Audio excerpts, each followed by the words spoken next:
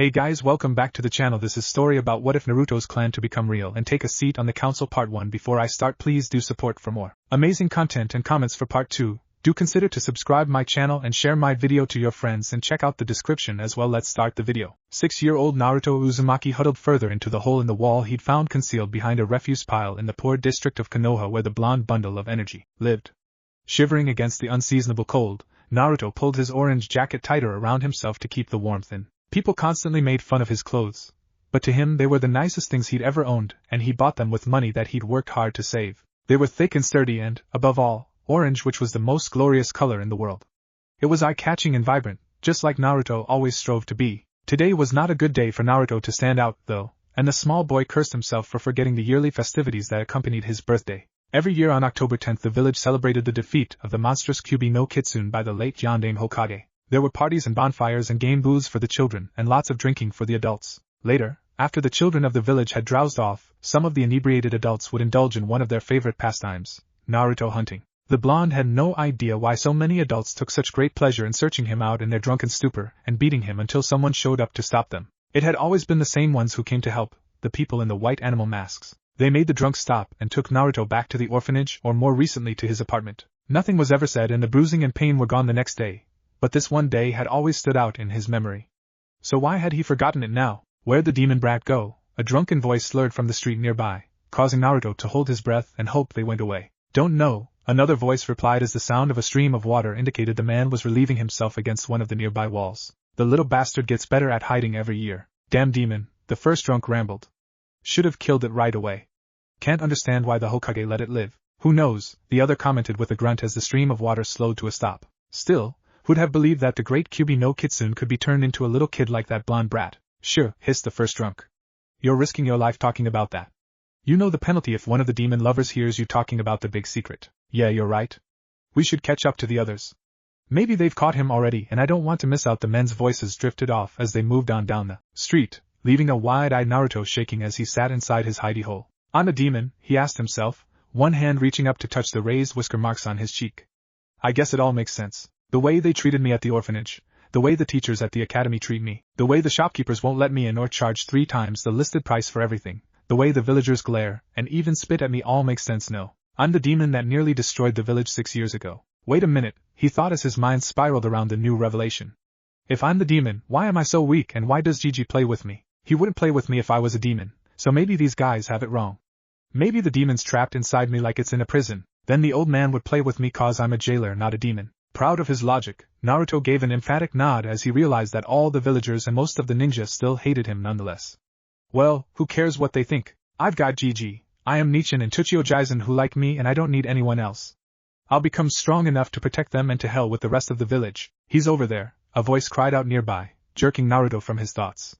His chakra just spiked from over behind the garbage pile. Naruto scrabbled as deep into the hole as he could, but light bloomed behind him and the blonde could feel hands reaching in to grab his ankle. He kicked out at the encroaching hands, but it was a futile effort as someone got a firm grip and pulled the boy out of the hole in one swift motion. As Naruto was thrown to the street, a strange sensation began to build inside as he curled into a ball to protect his face and stomach from the oncoming blows. Kicks and strikes with blunt objects rained down while Naruto began to feel a strange tingling sensation and noticed a breeze playing back and forth across his body. It wasn't until he heard the sound of a blade being drawn that he began to panic though, and the wind began to pick up as if in response to his fear. We should just finish the demon off right now, a hard, bitter voice stated with a cold contempt. It's been allowed to live long enough and now that senile fool of a Hokage has let him into the academy where he endangers our children. Naruto felt the sensation grow even stronger as his anger built.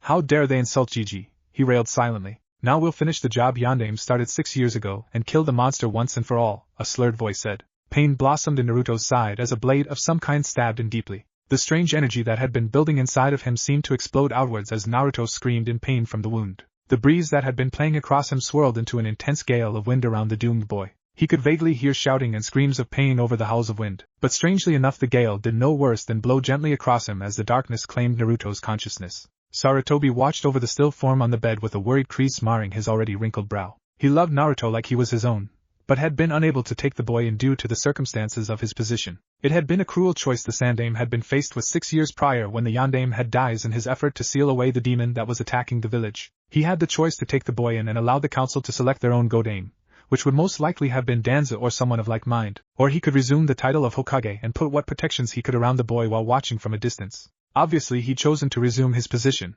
since he couldn't abandon the village to suffer under someone like Danzu. That decision meant that Naruto had to be sent to the orphanage, which was already filled to the brim with other orphans of the Kyuubi's attack. Sarutobi had hoped that this would allow Naruto some anonymity, but had underestimated how quickly word had spread about the boy's seal and whereabouts. The ANBU team he'd assigned to keep an eye on him had barely been able to stop the first wave of grief-stricken and vengeance-obsessed ninja and civilians. That had forced his hand, and he'd put a law in place to prevent people from talking about the demon or attacking Naruto by making it a capital offense, and therefore punishable by death. That didn't fully stop the attacks, especially around the festival celebrating the defeat of the Kyuubi, but it had kept them to manageable levels which had slowly petered out over the years. Naruto had learned to avoid situations that would be dangerous for him. Even though his pranks tended to piss off various civilians, they were generally only done in places where there was a low chance of retaliation. Things had been a great deal better since the boy had moved out of the orphanage, as the ANBU watching the boy didn't have to worry so much about innocent bystanders. Strangely enough, Naruto had managed to develop a level of stealth and ability to sense the presence of others that allowed him to elude his watchdogs on numerous occasions. This, of course, frustrated the ANBU a great deal and had amused the Sandaime more than anything since Jiraiya had left the village. It was unusual to say the least to have a 6-year-old with stealth and sensory abilities most chunin would kill to possess, although it had not helped Naruto the precious evening. "Gigi, is that you?" the boy asked softly, drawing Sarutobi out of his musings. "Yes it is, Naruto," he replied fondly as the blonde groaned and rolled over in the bed to face him. "How are you feeling?" "Sore and tired and hungry," Naruto said, his face flushing in embarrassment as his stomach growled loudly. "I don't remember ever being this tired or hungry before. Do you remember what happened last night?" Naruto nodded and buried his face in the pillow to hide his expression. "Naruto, I need you to tell me what happened. Something drained your chakra to the dregs and there was a large amount of damage to the areas around where you were found." Better not tell him about the bodies, Sarutobi thought. Even though there was no indication of the boy tapping the Kyuubi's chakra, whatever he did cut those people into dozens of pieces, and I'd rather he not have to deal with that at such a young age. "I dunno, Gigi," Naruto replied, rolling his face back into sight with his eyes scrunched shut in concentration. "I remember running cause I got caught out after the festival by a bunch of drunks, and I'd managed to find a good hiding place. Somehow they found me and pulled me out into the street where they started hitting me. I don't remember too much else except that it got really windy and someone stabbed me and I blacked out." Sarutobi nodded while fighting internally not to frown. A vague notion tickled at the back of his mind for attention, and his eyes widened as he realized what had occurred to him. Reaching into one of the pockets sewn into the sleeves of his robe, the Sandaime pulled out a small slip of paper and handed it to Naruto. "I want you to try and channel a little bit of chakra into this paper. Don't push too much or I'll have the doctor screaming at me for letting a patient exert themselves." "Faye, as if the doctors have ever given a damn about me," Naruto grumbled as he took the paper from the old man. The blonde scrunched his face as he concentrated on channeling his chakra into the paper, only to frown when nothing happened. "Don't fret, Naruto," Sarutobi said reassuringly at the boy's crestfallen expression. "You academy class is only starting to learn how to channel your chakra, so it shouldn't." The old Hokage's voice trailed off as the paper suddenly fell apart into dozens of small pieces with clean cuts. "Wow, that's really cool, Gigi," Naruto exclaimed loudly, and the fragments of paper were suddenly caught in a gust of wind and seemed to dance around the room while the blonde cheered. "Well, I think I have an idea what happened, Naruto," Sarutobi said slowly once he managed to pull his jaw off the floor. "Now if I could only figure out how." "Well, Naruto, I need to explain some things that the academy won't discuss for a couple of years," Sarutobi said slowly while watching the bits of paper dancing in the breeze, noticing that not a single one of them dropped to the floor. "You know what chakra is, correct?" "Sure, that's the stuff used in jutsu," the blonde replied immediately, not taking his eyes off the dancing paper either. "Tanioka-sensei's been teaching us how to mold it, but I keep getting in trouble so I never get to sit through the whole lectures. Even if it is boring." Sarutobi frowned at that. He had received no reports from the academy staff that mentioned anything like this, only the ones that mentioned how disruptive and inattentive Naruto was in class. "To be precise, chakra is a combination of our spiritual and physical energy, my boy, and over time this is affected by what we call elemental affinities. Fire, water, wind, earth, and lightning are the major affinities. Most ninja will have some affinity towards one or more of these elements, and they find that ninjutsu aligned with that element are easier to learn and use. That strip of paper I gave you is of a type used to test for elemental affinities. Fire burns, lightning crumples, water soaks, earth crumbles, and wind cuts. So since mine got all cut up, that means I'm a wind affinity, right?" Naruto asked as the bits of paper swirled back to his lap. "Indeed you are," Sarutobi replied with a grin. "Wind types are extremely rare and are always very powerful, but I must say that your circumstances are unusual. Elemental affinities are usually developed after many years of chakra usage and training. For yours to manifest so early and so powerfully is both a good and a bad thing." "What do you mean, Gigi?" Naruto queried. How can something be both good and bad at the same time? First of all, it means you're going to be a very powerful ninja someday, the Sandaime replied. You have a large natural chakra reserve, and you seem to be able to manipulate your element on a subconscious level. While these will be a big benefit for you right now, it will also make things more difficult later. People with large chakra reserves have problems developing the fine control needed for many jutsu, and while wind jutsu do not generally require the same level of control as other elements, it will still be a struggle for you. The longest part of your training will be to bring your chakra under your conscious control. It's all well and good to have it react in order to defend you like it did yesterday, but as it stands right now you'll wind up tearing people apart whenever you get upset. Do you understand, Naruto? Not really, Naruto said, scratching the back of his head with a rueful grin on his face.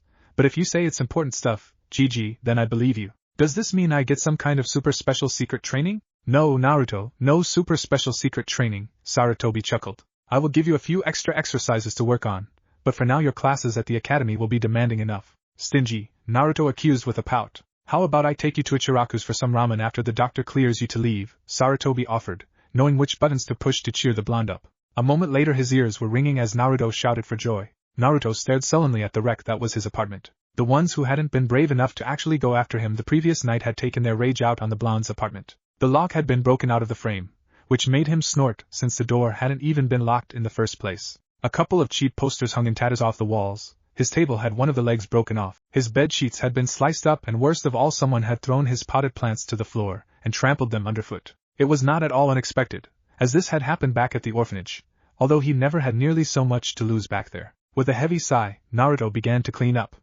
The posters came down off the wall and were wadded up before being thrown out. The ripped sheets joined the posters in the garbage as he made his way to the little closet hidden by the bathroom door where he kept the spares. Grabbing a new set of sheets and a couple of spare pots as well as his broom and dustpan, Naruto continued to tidy up. The dirt was carefully swept up and used to repot the plants that had survived being stomped on, and the table was set back up with a box of cup ramen propping it up. His work done, Naruto collapsed into the chair that had survived the carnage relatively unscathed. It was probably for the best that the academy was closed on the day after the festival, or he would have to face the teachers and other students right away. With last night's revelation about the demon being trapped in his body, Naruto had felt an initial rush of anger and rage towards the other villagers. That had cooled down and mostly disappeared after Gigi had taken him out for a ramen feast which had even impressed Tuchio Jaizen. Naruto hadn't been kidding when he'd said that he had never felt quite so hungry before and had devoured a full 30 bowls before Gigi had cut him off. Maybe it's because of my wind chakra, Naruto mused as he stared at the cracked and discolored walls, pulling the small scroll that Gigi had given him after lunch from his jacket pocket. He said this was some kind of exercise to help me control my chakra, he thought as he unrolled the scroll and began to read, struggling here and there on unfamiliar concepts and difficult words. So this one here is about leaves and using chakra to make them stick to your body. Doesn't sound too hard. There's two more on here, one to coat paper with chakra without destroying it, and another to make them move in patterns in the air. This part that Gigi scratched out says to use something called chakra strings, but he wrote in to use currents of wind made with my chakra. Wow, can I really do that? Naruto scrunched his face as he concentrated on the feel of his chakra just like they practiced in class. The easiest was the lump of it that gathered around his central hara in his stomach where it flowed out into the rest of his body. It was definitely different than it had been before when it felt like he was trying to spoon syrup out to do what he wanted. Now it was like letting air out of a balloon, where he just had to control how much was being released. Naruto pulled a little out and let it flow into the air around him, gasping a bit as it swirled around his outstretched hand. Wow, my normal chakra never did this, he thought. It just sat there. Tanioka-sensei said it was like that cause we need the hand seals to make it into what we want. Is my wind chakra like that too? I mean, it's already moving on its own in a swirling pattern just like the spiral on my jacket or the water going down the toilet. Naruto watched the spirals of wind forming around his hand and came to a decision. This would be his trademark. He would embrace the spiral like his name implied. He would master his wind chakra and learn to fight with it, proving to the village that he was no demon. He would make those bastards who treated him badly understand just how wrong they were. Do you understand the mission as I've outlined it? Sarutobi asked, looking over at the expressionless white mask of the ninja standing in front of him. I'm not ordering you on this one since it will necessitate your leaving ANBU. I understand, Hokage-sama, the masked ninja replied deferentially. I have benefited from my time in ANBU, but I have no real attachment to it. Your need may work out for the best where I am concerned, and my general anonymity provides an excellent level of plausible deniability. Very well then, Sarutobi said. I'll need you to submit an initial report within the week and regular reports once a month. Try to keep an eye out for the boy, but don't do anything to jeopardize your cover.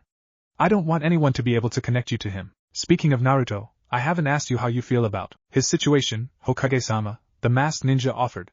I've never made a secret of the loss I suffered during the attack, but I'm not dumb enough to blame him for its actions. I've never met the kid myself, but based on what I've heard from my colleagues, he's had a hell of a time. I'll probably grow fond of him, but my background will be necessary to gain the acceptance of the others until I become a fixture. It sounds like we've covered all the important points, Sarutobi sighed. I'll be waiting for your first report then. Goodbye, Irika-kun. 2 years later. 2 years later, dawn lit over Konoha to the sight of a small orange-clad form running from a group of enraged ninja who were shouting various obscenities not fit for the ears of children. The boy was laughing his head off as he outpaced his pursuers with an ease that belied his young age. He occasionally threw things back at the angry ninja, causing small explosions of colored smoke and paint to splatter all over them. Several were already technicolor, and quite angry about it. Get back here, Uzumaki, one of the pursuing ninja yelled angrily. You've gone too far. Ha! I just thought you bastards needed a makeover, Naruto shot back over his shoulder. You know, to add a little color to your lives, painting the military police locker rooms in neon orange and replacing the clothes inside with clown costumes does not count as a makeover, shouted an irate Chunin. It was still funny, Naruto called back as he suddenly dropped from the rooftops. The pursuit force actually overshot the alley he disappeared into, and by the time they doubled back, Naruto had disappeared. Damn it, how can we lose track of some 8-year-old kid? One of the ninja cursed, kicking over a trash can in the alley. Can any of you sense his chakra nearby? No sir, another ninja replied phlegmatically, but that's not a surprise. No one's been able to catch him for almost a year now, and the Hokage's order is that if he gives us the slip we can't continue the pursuit. And the old man always seems to know everything that's going on, the first ninja grumbled. That's why he's the Hokage, a third ninja chimed in. Let's get back to the station. You know how much paperwork this is going to mean. A chorus of groans met this statement, and the group leapt back onto the roof, making their way back to military police headquarters. Once he was sure they were gone, Naruto let the camouflage cloth drop with a sigh of relief. Despite all his practice, it was still difficult for him to suppress his chakra to the point where others couldn't detect it. He'd spent a lot of time running from various ninja after performing one of his pranks, which were not just for fun or for attention. No, Naruto had spent his time planning his pranks to maximize his training in stealth, stamina and evasion techniques, or so he would claim if pressed. The military police had competent chunins, even if they weren't Uchiha anymore, and trying to outrun and hide from them had provided the blonde with a level of training he could never get out of the academy. Oh, classes had been better ever since they'd gotten Irika-sensei as a replacement for Tanioka-sensei. Rarely was Naruto sent out into the hall anymore unless he really was acting up or involved in a prank. His grades had initially seen a sudden upswing until Naruto had come to a realization. One of the things they'd been taught in the academy was that a shinobi's career was built around deception. Being a ninja was not just about overpowering your opponent. It was about making your opponent underestimate you so that a kill could be achieved with minimal effort. Naruto took this to heart, and began sabotaging his own performance to hide his growing knowledge and skills. He purposefully blew questions on tests to keep his scores low. He threw wide at target practice to hide his growing accuracy, and stumbled during taijutsu practice to make everyone think of him as a clumsy idiot. Only the Sandame had any idea how much Naruto had improved, since the blonde saw him on a regular basis either at Ichiraku's or in his office at Hokage Tower. Naruto's control over his wind chakra had increased substantially over the last 2 years, but he'd found himself unable to do anything really spectacular with it. As far as he could figure, hand seals of some sort would be necessary to truly harness it for jutsu. One thing he'd discovered that was easy to do was to make the wind sharp, so sharp that it could cut through kunai with little effort. Well, that was irritating, Naruto commented to no one in particular. He folded the camouflage cloth into a very small square, and tucked it away into his equipment pouch. Peeking out of the small alley, Naruto checked the street to make sure none of his pursuers had remained behind in hopes of catching him before bounding off towards his favorite training ground. It took him several minutes to traverse the maze of streets before he made it to the forested land that encompassed the training grounds that were actually inside the village walls. The area Naruto liked to train in was one of the less commonly used areas, as was evidenced by the damage he'd caused remaining instead of being repaired by one of the genin teams on an easy D-rank mission. The blonde liked the fact that there was little chance of being found by some random busybody chunin or jounin looking for him. He flopped to the ground and leaned back against one of the posts set into the earth as he tried to figure out a new training regime. What I really need is some kick-ass ninjutsu, he mused. But Gigi said I had to work hard for any jutsu I got and that he wouldn't even think of giving me one until I was ready to graduate. Faye. Maybe I should work on taijutsu. Naruto's eyes scrunched shut as he thought deeply on that. Frankly, the academy taijutsu sucks for me. Too many of the moves in the standard style are based on straight lines and not the spiraling moves that I need to incorporate my wind into my fighting. The only thing I've ever seen that uses circular moves was that one guy I saw practicing with his sword. Hey, that's it. I need some kind of blade instead of just relying on my fists or kunai. Naruto jumped to his feet and darted off to one of the nearby sites where he'd seen the guy practicing with his katana once before. Unfortunately for the blonde, the ninja did not seem to be present that day and there was no sign that anyone had been here recently. Maybe Gigi could help me find someone who can teach me something about blades. Nodding to himself, Naruto took off back into the village interior, heading for Hokage Tower. I'm sorry to say, Naruto, That I cannot directly help you, Sarutobi said regretfully. While I would love to have someone teach you, or even take the time out to teach you myself, my hands are tied. The council has been chipping away at my authority by influencing the ninja of the village, and your pranks are one of their favorite weapons. I'm sorry, Gigi, Naruto apologized with a hung head. I didn't mean to cause so many problems for you, but those guys deserve to. I understand what you mean, Sarutobi interrupted with a chuckle, and I tend to agree with you. Everyone you've been pranking has been an experienced shinobi that shouldn't be caught off guard by an academy student. And it's not your fault that the council is being a bunch of disagreeable old women. They're just using you as an excuse to come after me. Now, just because I can't help you directly doesn't mean that I can't help you at all. You said you were interested in improving your taijutsu? Sort of, Naruto said, scratching the back of his head. I was kind of wanting to learn how to use a weapon, since none of the taijutsu styles matched my need for spirals. The only thing I ever saw was that sick guy who was out practicing with his katana. That sounds like Gekka hate, Sarutobi mused. I know for a fact that he's not in any position to teach right now. But wait, there was that scroll I found in the archives all those years ago. He rose creakily from his desk and ambled over to a shelf of old musty scrolls, rooting through them until he found the one he was looking for. I believe that you're equally capable with either hand, right, Naruto? Yeah, the blonde replied with a shrug. I generally use my right hand, but I can use my left hand just as well. Then this style might just suit your needs, the Sandaime said as he handed a large scroll to the boy. It has no formal name, but the style is based around a principle called the Ryusei no Agoki, the flowing water step. The scroll describes the basics, but I'll need to get you the weapons. Gigi, what kind of weapon is it? Naruto asked, practically bouncing in his seat. A pair of kodachi with a special daya that will hold both blades and make people think it's a nodachi, Sarutobi replied. From what you've been telling me, you've taken to heart that a ninja's life is about deception. This will keep your opponent off balance, and give you a nice edge in battle since he will assume you fight with a much longer blade. I know, Gigi, Naruto hedged. I don't think I can afford something expensive like that. I mean, my wind chakra wears my kunai out after a couple of weeks of use. Don't worry about that, the Sandaime said with a laugh. Consider this a birthday present to make up for the ones I couldn't get you before. As for the wear and tear your wind chakra causes, don't worry over much. There are certain alloys that are designed to work with wind chakra. My son Asuma has a pair of trench knives he uses for combat made from one of those alloys, and he's very proficient with his wind affinity, although his affinity is nowhere near as strong as yours. That's awesome, Gigi, Naruto exclaimed, but frowned as a thought occurred to him. But won't that make more trouble for you? You said you were already having trouble with the council, so won't this make things worse? Sarutobi gave the blonde a devilish grin that seemed to strip the years off the old face and remind Naruto of the one he wore when planning a massive prank. Leave the council to me, my boy. I've had my fill of their power plays, and the plans I set up to bring them back into line are bearing their fruit. The days when the council could tell the Hokage what to do are at an end, so don't worry for me. Just concentrate on your training and grow strong. Give them hell, Gigi, Naruto said with a matching grin as he got up and left the office. Don't worry, Sarutobi chuckled at the departing boy. They won't know what hit them. 2 years later, Naruto whirled the two blades expertly around him, his face scrunched up in concentration as he focused on his footwork. It was all for nothing, however, as his foot caught on a rock, sending the blonde face first into the ground. With a muffled curse, Naruto pulled himself up to a sitting position while making sure to sheath his paired kodachi carefully into the daya strapped across his back at the waist. Why the hell can't I get this right? He cried out in frustration. 2 damn years and I'm still stumbling over the damn footwork. My blade works fine, but it's worthless without being able to move in the right ways. I don't care if Gigi claims it's because I'm still growing. Other students don't have the same problems. Since receiving the scroll detailing the basics of his style, Naruto had read it from end to end literally a dozen times. It had seemed like a godsend to the blonde, as the style was all about spiraling movement and slipping around an enemy's guard. The problem lay in Naruto's own complete lack of fluidity and grace. For some reason, his body never reacted in the right way no matter how long he practiced the movements. Ah, to hell with it, Naruto cursed. I still got class at the academy today. The blonde rose to his feet and made sure that the scroll was packed away into a waterproof nylon bag along with his swords before secreting it inside a hollowed-out tree, moving some branches across the hollow to obscure it.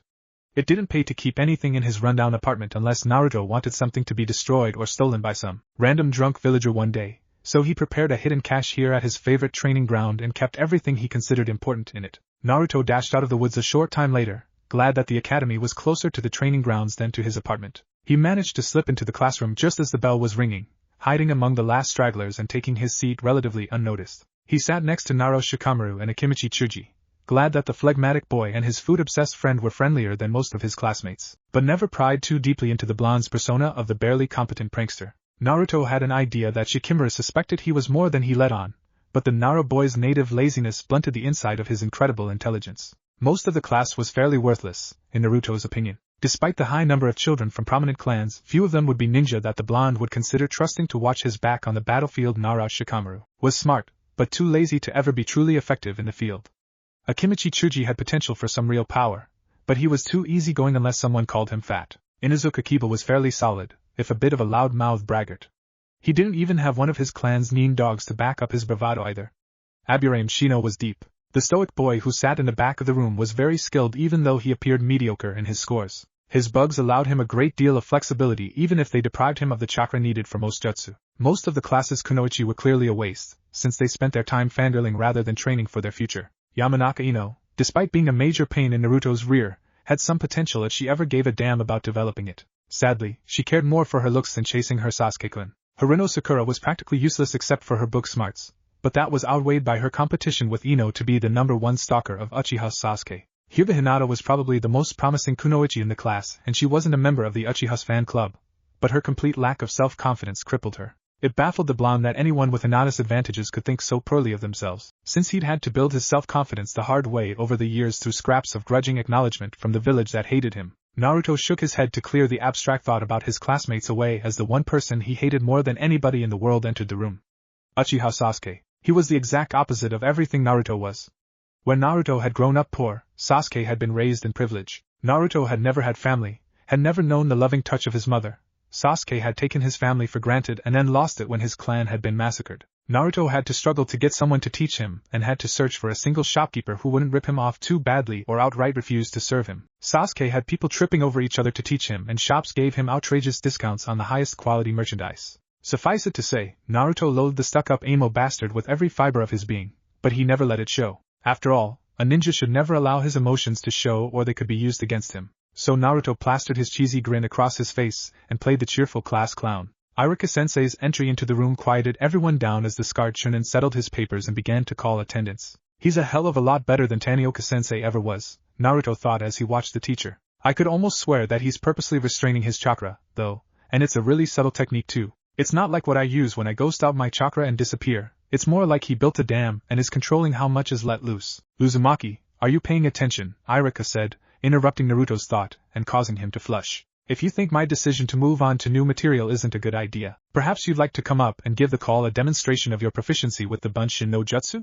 Naruto fought back a stab of irritation as he rose and moved up to stand in front of the class. He really couldn't take exception to being called out, since he had been lost in thought for longer than he'd realized. Naruto made the hand seal and channeled the chakra into the jutsu, trying desperately not to wince as the malformed and half-dead clone appeared on the floor. Why couldn't it have been Henge or Kawarimi? He had those two jutsu down pat. Dismal, as usual, Uzumaki, Iruka said sadly, shaking his head as Naruto returned to his seat. Can anyone tell me why his Bunshin failed so pathetically? Cause he's an idiot, Kiba shouted, causing the class to snigger. Iruka leveled a glare at the rowdy boy, causing him to shift uncomfortably and quiet down. I know, Iruka-sensei, Sakura offered.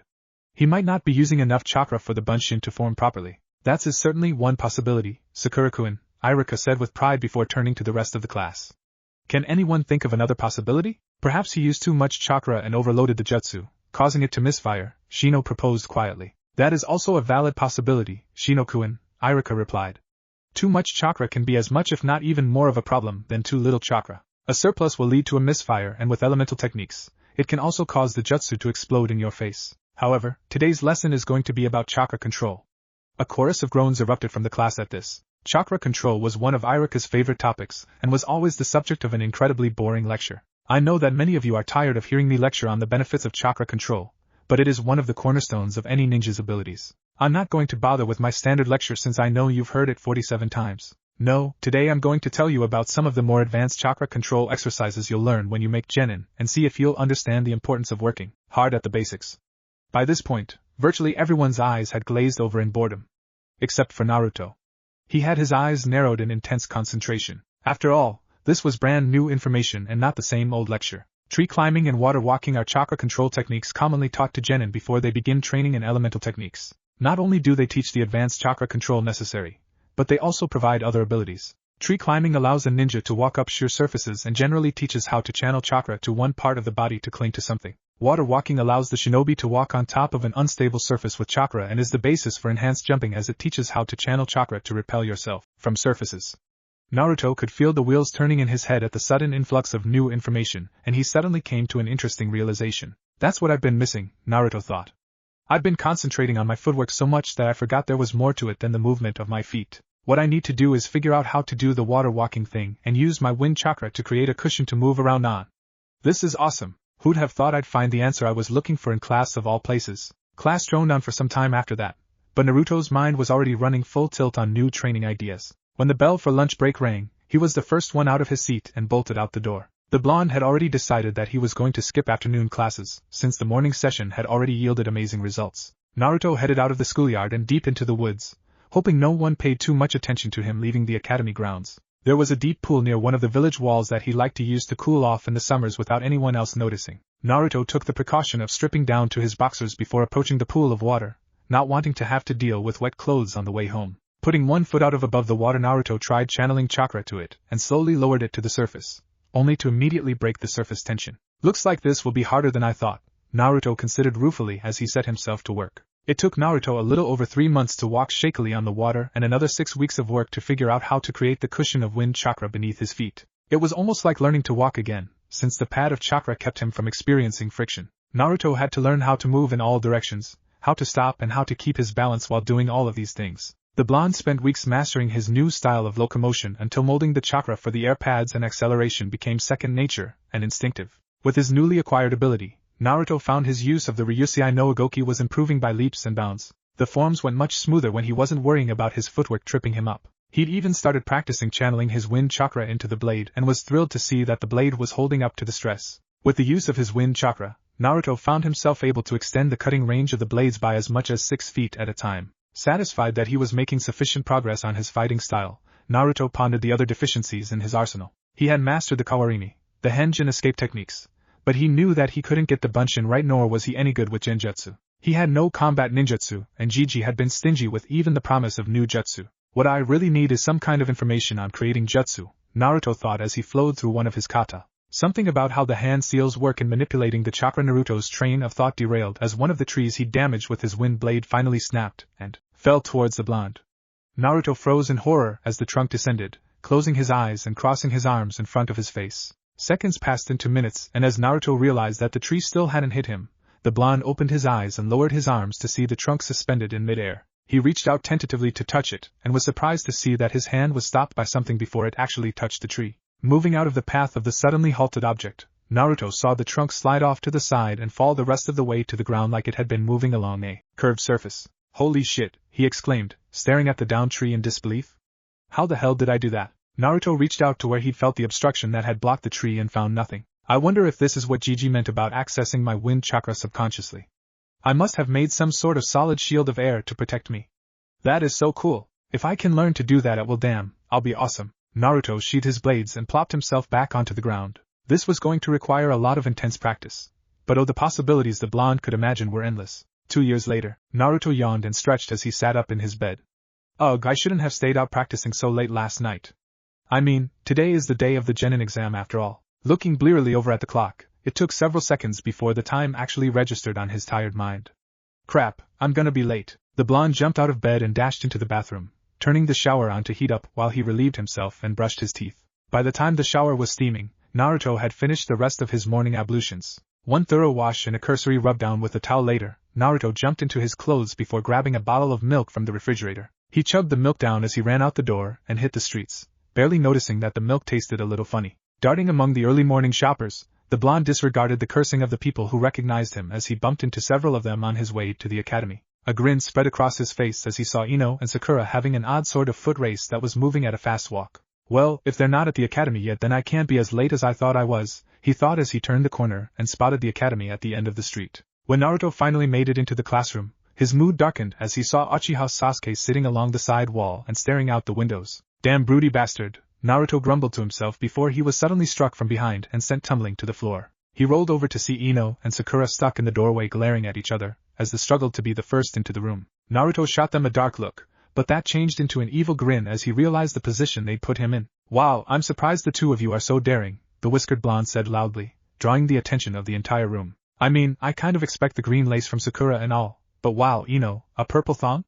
Does your mother even know you own something like that? What are you? Ino started and stopped as she suddenly realized what the prone blonde had said and exactly what position he was in as the gathered students erupted in laughter. Her face blossomed an unhealthy shade of purple as she and Sakura began to stomp the holy hell out of Naruto, as he laughed at them. Naruto carefully channeled his wind chakra to solidify the air around his body to absorb the blows, but curled up to make it look good for his audience. He probably didn't need to worry about them inflicting any serious damage, but it never paid to underestimate an enraged Kunoichi. When the pair of girls finally quit, exhausted from their pummeling of Naruto, they moved across the room and began squabbling over who got to sit next to Sasuke. The blonde rose to his feet slowly, brushing the dirt off his orange outfit and heading over to take his usual seat next to Shikamaru and Chuji. Truth be told, Naruto was more than a little nervous about the upcoming exam, since even with all the practice he put in, his control could still be flaky at times. He wondered if it was the presence of the fox that made his chakra act so unpredictably at times, or if he had some other condition he wasn't aware of.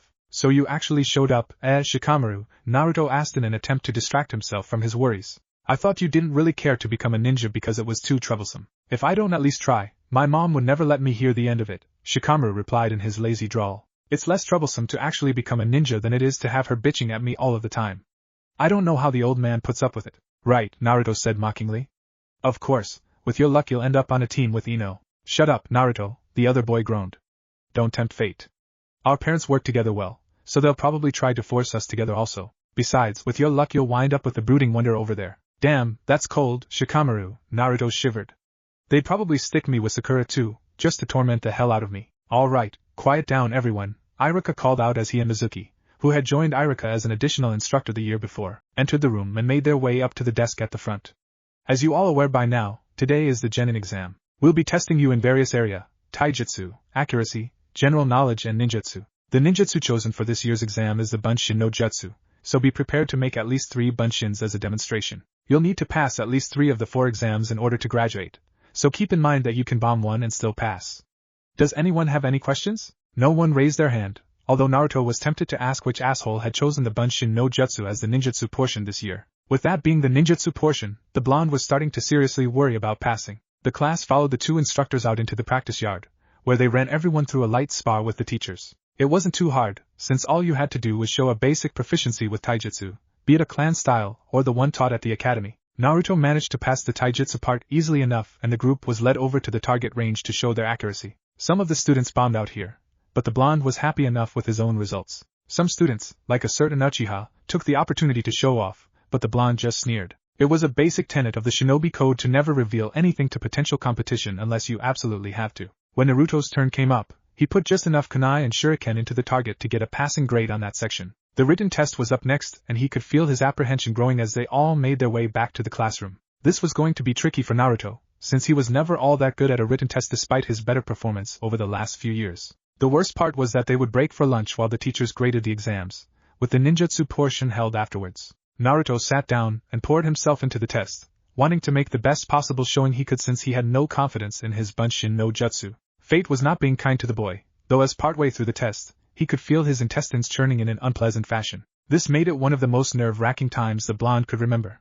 Not only was his stomach rebelling, but he couldn't concentrate very well. As he turned his paper in, Naruto noticed Iruka giving him a sympathetic look. He'd grown fond of his teacher over the last year, despite the fact that Iruka was the only one who seemed to be able to capture him after a prank. The scarred Chunin had a fondness for lecturing Naruto on his responsibility as a future shinobi to the community, but the blonde had sensed an underlying approval over the skill and effort that his pranks took. In fact, after making Naruto clean the paint off the Hokage mountain during the blonde's artistic redecoration of it, Iruka had treated him to dinner at Ichiraku's. That had firmly elevated the Chunin above the level of the village and into the realm of Naruto's precious people. This did not, however, ease any of the blonde's apprehension over the written exam. Lunch saw everyone breaking up into various groups of friends gathering to eat and discuss their performance on the morning's exams. Naruto hung out on the periphery after he returned from a lengthy stay in the bathroom, since he didn't really care to hang out with any of his classmates. Instead, the blonde ran through some meditation techniques that he'd learned during his chakra control exercises. He was worried about trying to perform his Bunshin no Jutsu and wanted to calm his chakra down as much as possible beforehand.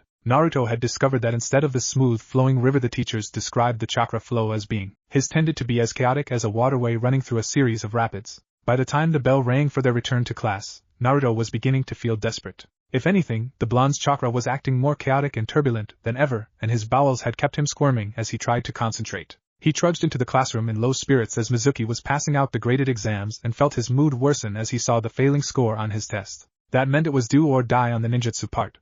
One by one the students were called into the teacher's office to demonstrate their Bunshin no Jutsu and left either with a hatite or tears on their face.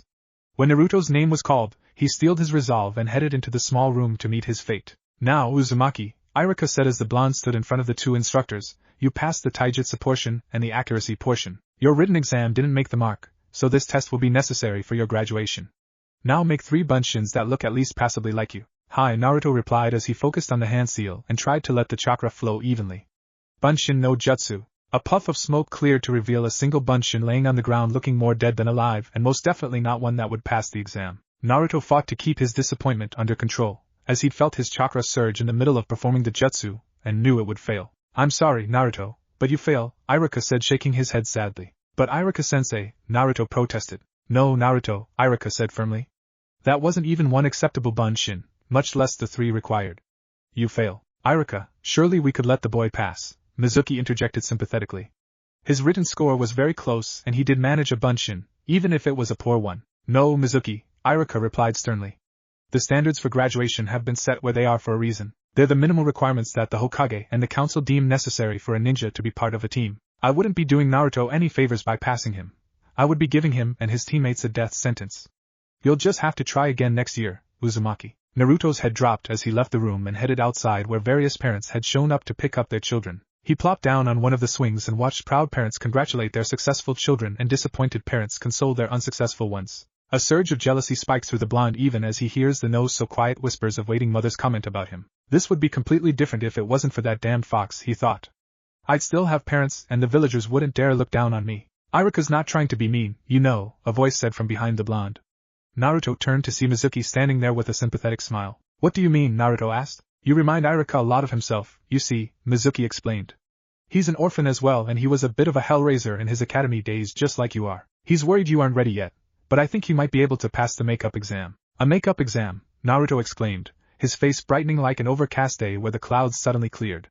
What do I have to do? Well, Mizuki replied with a sly smile, you need to. Naruto landed by the old shack in the forest and thumped the giant scroll he was carrying onto the ground with a vulpine grin. The makeup test had been pathetically easy so far, much easier than the regular exam. Getting into Hokage Tower was a simple thing, even if it was after hours, and the traps set up around the scroll were far below the standard of Konoha's #1 prankster. Seeing Gigi there that late had surprised the blonde, but he figured it was all part of the test so he'd used his Oiroku no Jutsu. His modified anti-pervert henge had sent the old man down in an impressive spray of nasal blood. Let's see, Naruto said out loud as he broke the seals on the scroll and unspoiled the first portion of it. Mizuki-sensei said that I had to learn one of the jutsus on the scroll, so I might as well start with the first.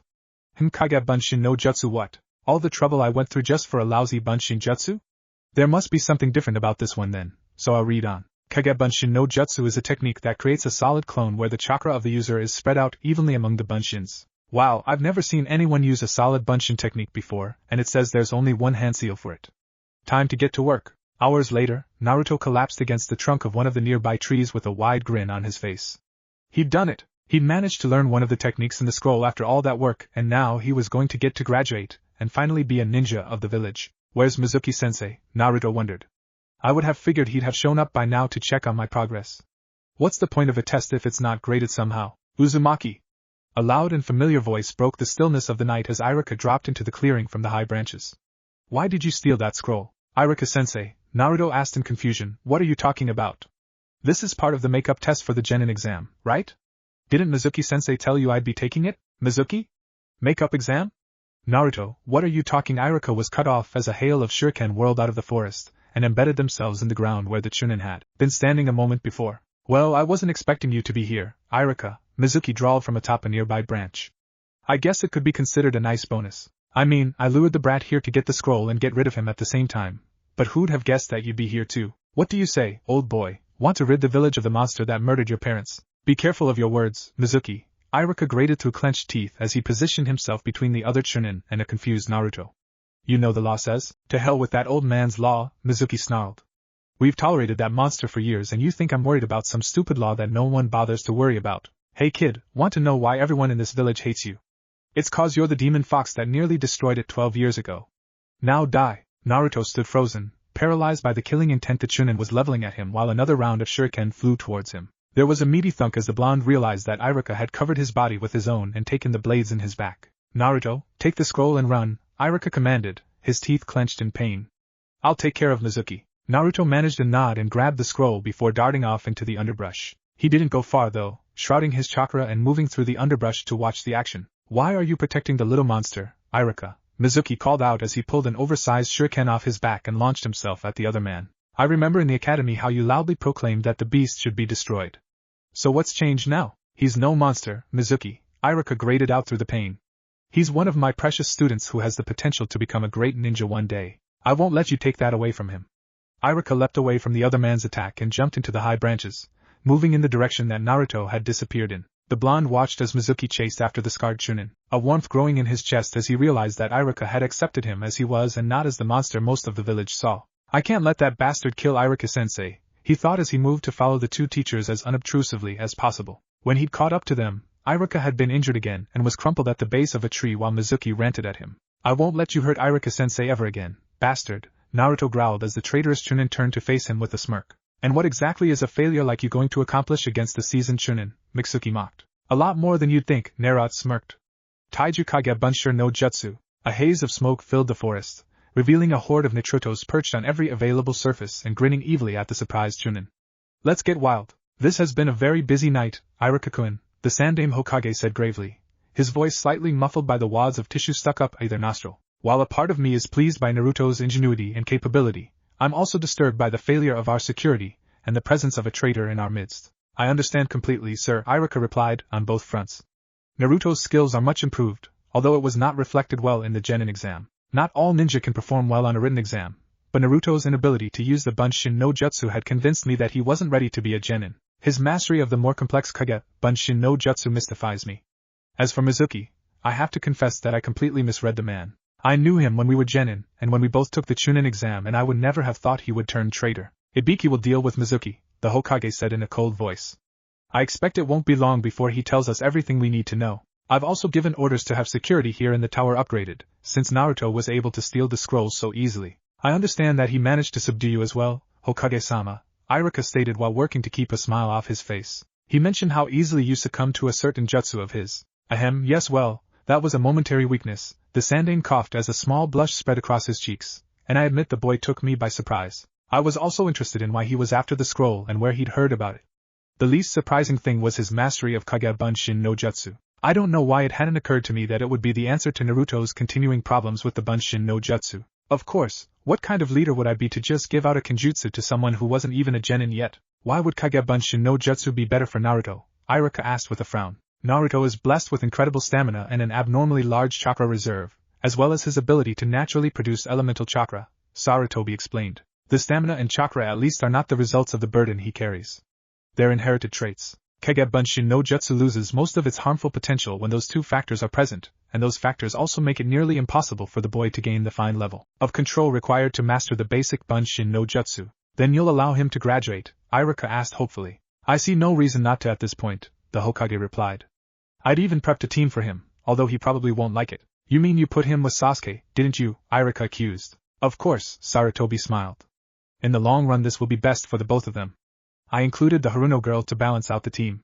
It should be very interesting. That's hardly the word, Iruka groaned. It'll be more like a massive headache. Naruto stared at the Hittite in his hand in wonderment. It was scuffed and scratched and the band was starting to fray a little, but it had been given to him by someone who'd acknowledged him as Uzumaki Naruto and not as the demon container. Iruka had even taken the blonde out to eat at Ichiraka's after he'd been released from the hospital, which immediately had put him on Naruto's favorite people list. Today, I'm finally a ninja, Naruto murmured as he tied the Hittite across his forehead, where he'd normally worn his goggles. Yash, today we're getting assigned our teams, so I have to make a good impression on my Jounin-sensei. I just hope they didn't stick me with that bastard Sasuke. The blonde chuckled as he strapped on his weapon pouch and stretched, making sure to loosen each set of muscles and every joint. He'd slept deeply the previous night in a ramen-induced coma, although the blonde had considered one last prank before setting out on his career as a genin. Naruto had decided not to since he didn't want to make too many waves and make a bad impression on his new sensei. The big question on the blonde's mind, though, was how much of his real ability did he want to show off? Should he let his teammates know about his wind chakra? He knew that he would have to let them in on his sword skill, rough as they were, if he was going to use them on missions. No, he thought, I'll keep my wind chakra quiet at first. My Jounin-sensei will probably figure out what I'm doing, but it would be better to hold my ability back as a trump card. Naruto grabbed the daya containing his blades and strapped it across the small of his back before looking in the mirror to gauge how he looked. Pretty kick-ass, he thought with a grin. Leaving his apartment after a hearty breakfast of cup ramen and some questionable milk, the blonde took off across the rooftops towards the academy. Heh, he mused, feels good not to be chased for once. It was still a bit early, but other successful genin were already trickling into the building. The academy students were always given a day off after the genin exam, so that they wouldn't get worked up by seeing the Jounin sensei with their new teams. The blonde entered the classroom and plopped down noisily next to Shikamaru, who raised his head to glare heatlessly at Naruto for waking him up. Only those who actually graduated are supposed to be here today, Naruto, the lazy boy drawled. Hey, I passed, Naruto protested. I took a makeup exam and Iruka-sensei gave me my Hittite fair and square. It looks awfully bet up and scuffed, Shikamaru said doubtfully. Are you sure you didn't just dig it out of the trash? Oh, shut up, Naruto grinned as he realized the other boy was teasing him. So who do you think you'll get teamed up with? As long as it's not Ino or Captain Amo over there, I don't care, the other boy replied. Nah, I bet they put Sasuke on a team with a fangirl and his ego, since it's big enough to qualify as another person, Naruto deadpanned. Shikamaru was unable to reply as Iruka entered the room and called for the new genin to quiet down. The youths settled into their seats for the last time as Iruka began a lecture on their new responsibilities as genin, which Naruto mostly tuned out. While the Chunin may have made it onto Naruto's list of precious people, that didn't mean the blonde was going to pay any more attention to him than he usually did. Very well, I'll announce the teams now, Iruka finally said. Team 7 will be Haruno Sakura, Uchiha Sasuke and Uzumaki Naruto. The blonde groaned and began softly banging his head against the desk. Team 8 will be Aburame Shino, Hyuga Hinata and Inuzuka Kiba. Team 10 will be Akimichi Chuji, Nara Shikamaru and Yamanaka Ino. Your Jounin-sensei will arrive after lunch to pick you up. Good luck everyone. Naruto stared at the desktop as he waited for his Jounin-sensei to arrive.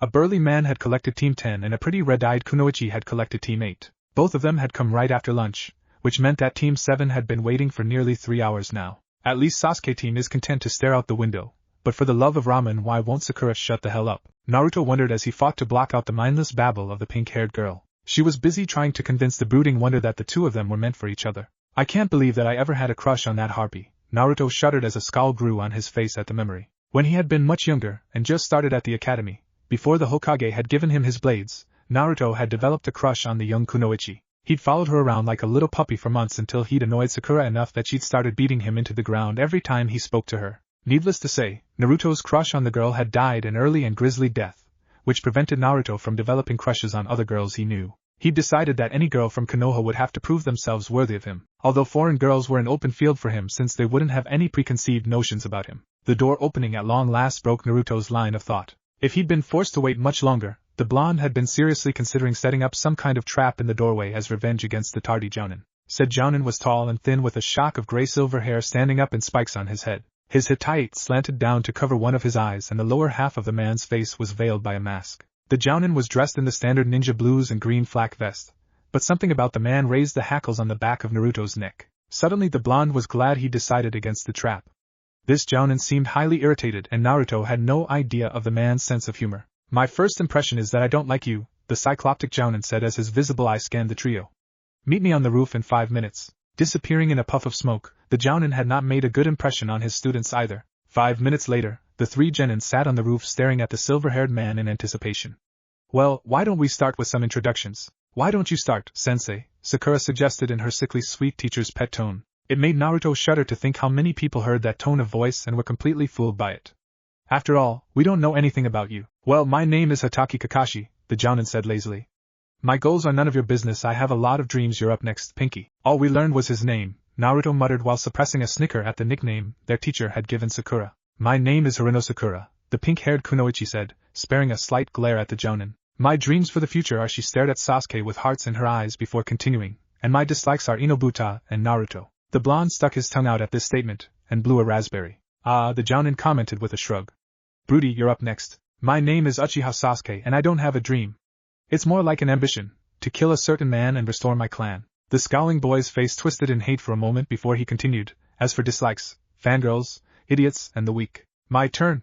Naruto practically hopped to his feet as he said, I'm Uzumaki Naruto and my dream is to become the strongest ninja in the village so I can protect my precious people, and to become Hokage one day so I can prove myself to Gigi for everything he's done to help me. I dislike broody assholes who think they're better than everyone else, whiny fangirls who worry more about their appearance than being kunoichi and vegetables. I like ramen, training and my precious people. Kakashi stared at the three of them for a long uncomfortable moment, as they traded glances back and forth. Well, he said, it looks like they've given me an interesting group this year. I want you to meet me at 5 in the morning on Training Ground 7 by the cenotaph for some survival training. But Kakashi-sensei, Sakura protested, we did survival training in the academy. The one-eyed Jounin gave a low, evil chuckle that sent shivers down Naruto's spine. This is no ordinary survival training, he said. The three of you will be going up against me so I can determine if you're worthy of being genin. We're already genin, Naruto blurted out. We passed the genin exam and everything. The academy exam is just to determine who has the potential to become a genin, Kakashi replied. The Jounin-sensei gives his own test to gauge his team's worthiness. This will really blow your mind, since the test has only a 33% pass ratio. Out of the 27 graduates, only 9 of you will become bona fide genin. Now make sure you're there bright and early. Don't bother with breakfast, you just puke it up anyway. He rose to his feet, making a single hand seal and disappeared in a burst of smoke. Naruto hated rising early. He'd actually considered whether he could make a law against it when he became Hokage, but figured it would waste too much time that could be spent in other, more valuable pursuits. The blonde wolfed down a cup of ramen, completely ignoring his sensei's orders, and dashed out the door. The previous afternoon and evening had been spent in a fruitless attempt to gather some information on his eccentric teacher. No one was willing to tell him anything more than the fact that Kakashi was an elite jounin, and considered one of the strongest ninja in the village. Iruka had mentioned that they were forbidden to help the new teams pass. It had to be done on their own merits. The blonde had pouted for a while, then extorted an exorbitant amount of ramen from the scarred chunin while complaining about his team the whole time. Iruka had just chuckled and informed Naruto that they would grow on him over time. It wasn't a very long trip to Training Ground 7, where he saw Sakura and Sasuke already waiting. The pink-haired Kunoichi was chattering on nonstop and ignoring the glare of death the last Uchiha was sending her way. A mischievous idea formed in the blonde's mind and he created a pair of bunshin, one of which went to join the others while he kept the second one by him. It didn't take long to find a well-hidden spot and secret himself there, sending his other clone out to prepare traps just in case they really did have to go against the jounin.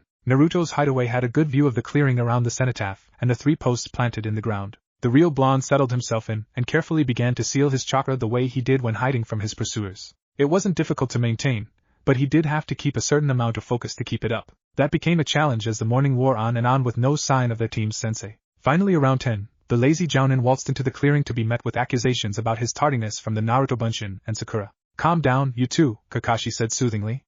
I'm sorry I'm late, but I had to help a little old lady carry her groceries home, and we were attacked by assassins, which meant I had to make sure the area was safe. Liar!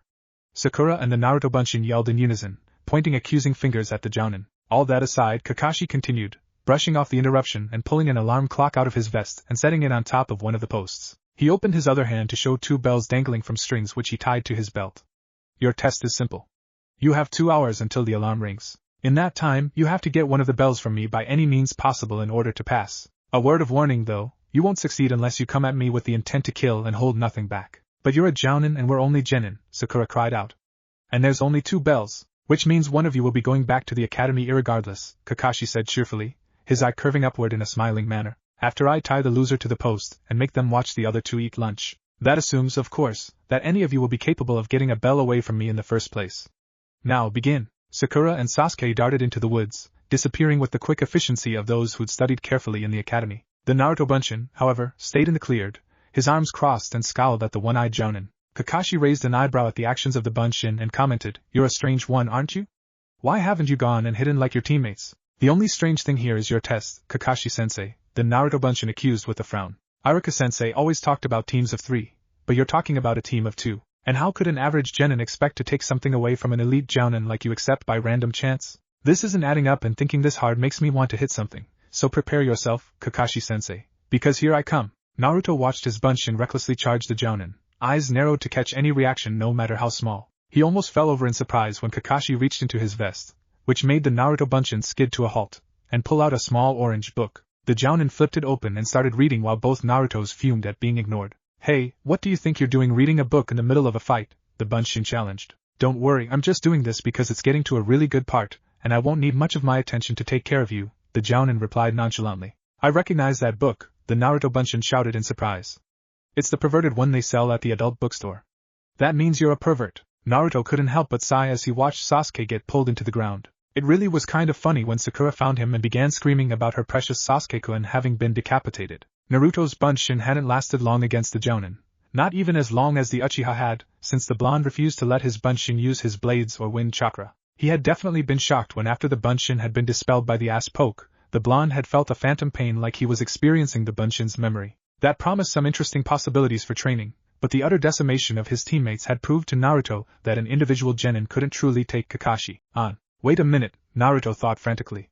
If one genin can't handle a jounin, what about more than one? Maybe the whole thing with the bell was to set us against each other so that we wouldn't work together to take Sensei down. Noting that Kakashi was nowhere visible and that he couldn't sense the jounin, Naruto darted out of the underbrush while forming the hand seals for one of his homemade jutsu. He finished the seals just as he reached where Sasuke was embedded and Sakura was having hysterics. Futon, Yuzukazakiri no Jutsu, the blonde said, slamming his hands into the ground on either side of the buried genin, and carefully channeled the spiraling slicing winds so as not to cut his teammate in half. Gouts of dirt flew into the air, causing Sakura to scream while Naruto pulled the Uchiha out of the now churned earth. Come on, you two, Naruto hissed, grabbing them by the arms and dragging them into the underbrush. When they were a good distance away, he let go and turned to face them. Look, I don't particularly like either of you and you're not exactly fond of me. Sasuke snorted at the statement of the obvious while Sakura settled for glaring. I can live with that. What I can't live with is being sent back to the academy as a failure. It's obvious that none of us is strong enough to take on Kakashi-sensei by ourselves. Speak for yourself, Dobe, Sasuke spat. I don't need anyone's help to achieve my goals, let alone yours. After all, you lost to him too, didn't you? That was a Kage Bunshin and I was holding back to see what happened, Naruto growled in frustration. Besides, I'm not the only one who lost against him, right? From what I've heard, Kakashi-sensei is one of the highest-ranked jounin in the village and no one of us can match that. If the three of us work together though, we might force him to make a mistake that we can take advantage of. Sasuke scowled and looked away, but didn't protest further and Sakura looked like she had to bite back some kind of comment. Good. Now we need to work out a plan. I had one of my Kage Bunshin set up traps in the woods surrounding the clearing, so we need to draw or push him close to the fringe. I'll make the distraction while Sasuke moves in to take the bells. Sakura, we'll need you to trigger the traps and provide fire support to keep Kakashi-sensei off balance. Let's go, we don't have much time left. Naruto led the charge, channeling his wind chakra to his feet and accelerating using a skating-like motion. He burst into the clearing where the cycloptic jounin stood engrossed in his book, drawing his kodachi as he charged forward. Realizing that Kakashi was unlikely to let him get too close, the blonde redirected a small amount of wind chakra though his blades in a slash. The blonde's first strike must have taken the jounin by surprise as the wind blades sliced through the man's flak jacket and broke the skin underneath. The book disappeared back into a pocket immediately and Naruto could see his sensei's visible eye widen, then narrow as he reached into his weapon pouch and pulled out a kunai. With a foxy smile, the blonde continued his charge forward and let loose a battle cry as he brought a blade around in another slash at Kakashi. With any luck, the blonde thought, Sakura should be triggering the traps about now. A hail of shuriken and kunai flew from several points in the tree line towards the jounin, forcing him to leap back right into Sasuke's path as the raven-haired boy sprang forward to grab at the bells. Unfortunately, while Sasuke did manage to grab hold of the bells, Kakashi spun and struck the Uchiha, sending him flying into the path of the approaching weaponry. Crap, Naruto thought, it'll look bad if I let the bastard get hurt. The blonde slid forward to the point where his teammate was about to intersect the blades and gathered large amounts of wind chakra, which he released in a massive burst of air. The wind nullified the momentum of the weapons and sent them tumbling to the ground. Sasuke, while slowed down, continued forward and managed to land in a crouch by Naruto. He flashed a smirk at the blonde and jingled the bells in his hand. That was when the buzzer on the alarm clock went off, signaling the end of the test. Well, I have to say that you guys definitely surprised me, Kakashi admitted while gingerly checking the cut on his chest. It seems you figured out that you'd have to work together to take me on. The question still remains as to what you're going to do with those bells, Sasuke. Remember what I said about one of you having to fail and go back to the academy. You keep one, bastard, and give the other to Sakura, Naruto said. I don't want to go back to the academy, but this wouldn't have worked without you and Sakura helping. No, Sakura interrupted as she rejoined her teammates. As much as I hate to admit it, I was pretty useless falling for that genjutsu like I did. You two should take the bells since you did all the real work. Bah, I don't need your charity, Sasuke scowled. You two take the bells. I want to pass on my own merit. You know this may actually be the first time anyone's ever reacted this way, Kakashi mused. Normally, everyone argues why they should get the bells, not why they shouldn't. Congratulations, you three, you have all passed my test. What? All three genin looked at each other in amazement before Sakura continued for them. Didn't you say that one of us would have to go back to the academy? I lied, Kakashi admitted with a shrug, causing the genin to face fault into the ground. I needed to see if the three of you were capable of two things. The first was how well you could work as a team, which I am pleased to see happened very quickly after I defeated you individually. The second was how willing you were to risk yourself for a comrade. Each of you was willing to accept the failure to allow your teammates to pass, but even better was that you weren't willing to accept your teammates' sacrifice just to pass. A shinobi who does not complete his mission is trash, but a shinobi who abandons his comrades is lower than trash. Meet me tomorrow at the bridge by the entrance to this training ground and we'll go on our first mission. Naruto let out a whoop of joy at this while Sakura smiled in relief and Sasuke even let his brooding expression crack a little in celebration. I'm glad you passed the Kakashi, the Hokage said with a broad smile. I'm sure that all of you will work quite well together. We'll see, Kakashi replied nonchalantly. I'm more interested in who's been teaching Naruto nature manipulation and where he got hold of chakra blades. The chakra blades were a gift from me, Sarutobi admitted guiltily. I gave them to him while I was wresting control back from the council, taking the opportunity to make sure the boy had a solid weapon. As for his nature manipulation, that's something of a mystery. When Naruto was 6, he was attacked by a drunken group of villagers and shinobi and his wind nature manifested to protect him. You're telling me that the boy began spontaneously generating elementally natured chakra? Kakashi asked incredulously. It takes most jounin years to be able to do that reliably. Not only does he generate it, Sarutobi added, he has difficulty producing non-natured chakra at all. It's an odd reversal of the normal progression to be sure, but the boy has developed a strong set of skills and even a few jutsu around his elemental nature that I'm sure you'll see in time. I've seen a bit of it today, Kakashi mused. I believe he used a futon jutsu of his own devising to release Sasuke from the ground and his wind blade came very close to slicing me in half. Then there was the windstorm he created to block the shuriken and kunai that were about to hit his teammate. Frankly, I'm wondering why you didn't just assign him to Asuma, since he's one of the few wind chakra users in Konoha. I did consider it, the Hokage said quietly as he shifted uncomfortably in his chair, but Asuma wouldn't be able to break through to the boy. He's closed himself off from the majority of his peers and holds everyone around him to an incredibly high standard. He actually reminds me a great deal of how you were when you were assigned to Team 7 all those years ago. We'll have to see about that, Kakashi stated as he pulled out his orange book and left the office. I hate that damned cat, Naruto thought sourly as he glared at the irascible feline resting comfortably in Sakura's arms. This was the 5th time in a week that Team 7 had been sent out to recapture Tora, who seemed to delight in escaping from the grasp of the daimyo's wife. Of course Naruto tended to hate cats in general, since they'd always reacted badly to his presence. Maybe they can sense the damned fox, the blonde wondered, or maybe they're just pure evil. The group of genin trudged up to the mission center at Hokage Tower, and turned Toa cursed feline over to its heavy-set owner. Naruto couldn't help but let out an evil, vindictive chuckle as Tora was squeezed hard enough for his spine to make cracking noises, causing his teammates to stare at him oddly. The blonde shrugged and gave a sheepish smile as they headed up to the desk for another mission. Great, Naruto thought, another day doing menial chores for the villagers.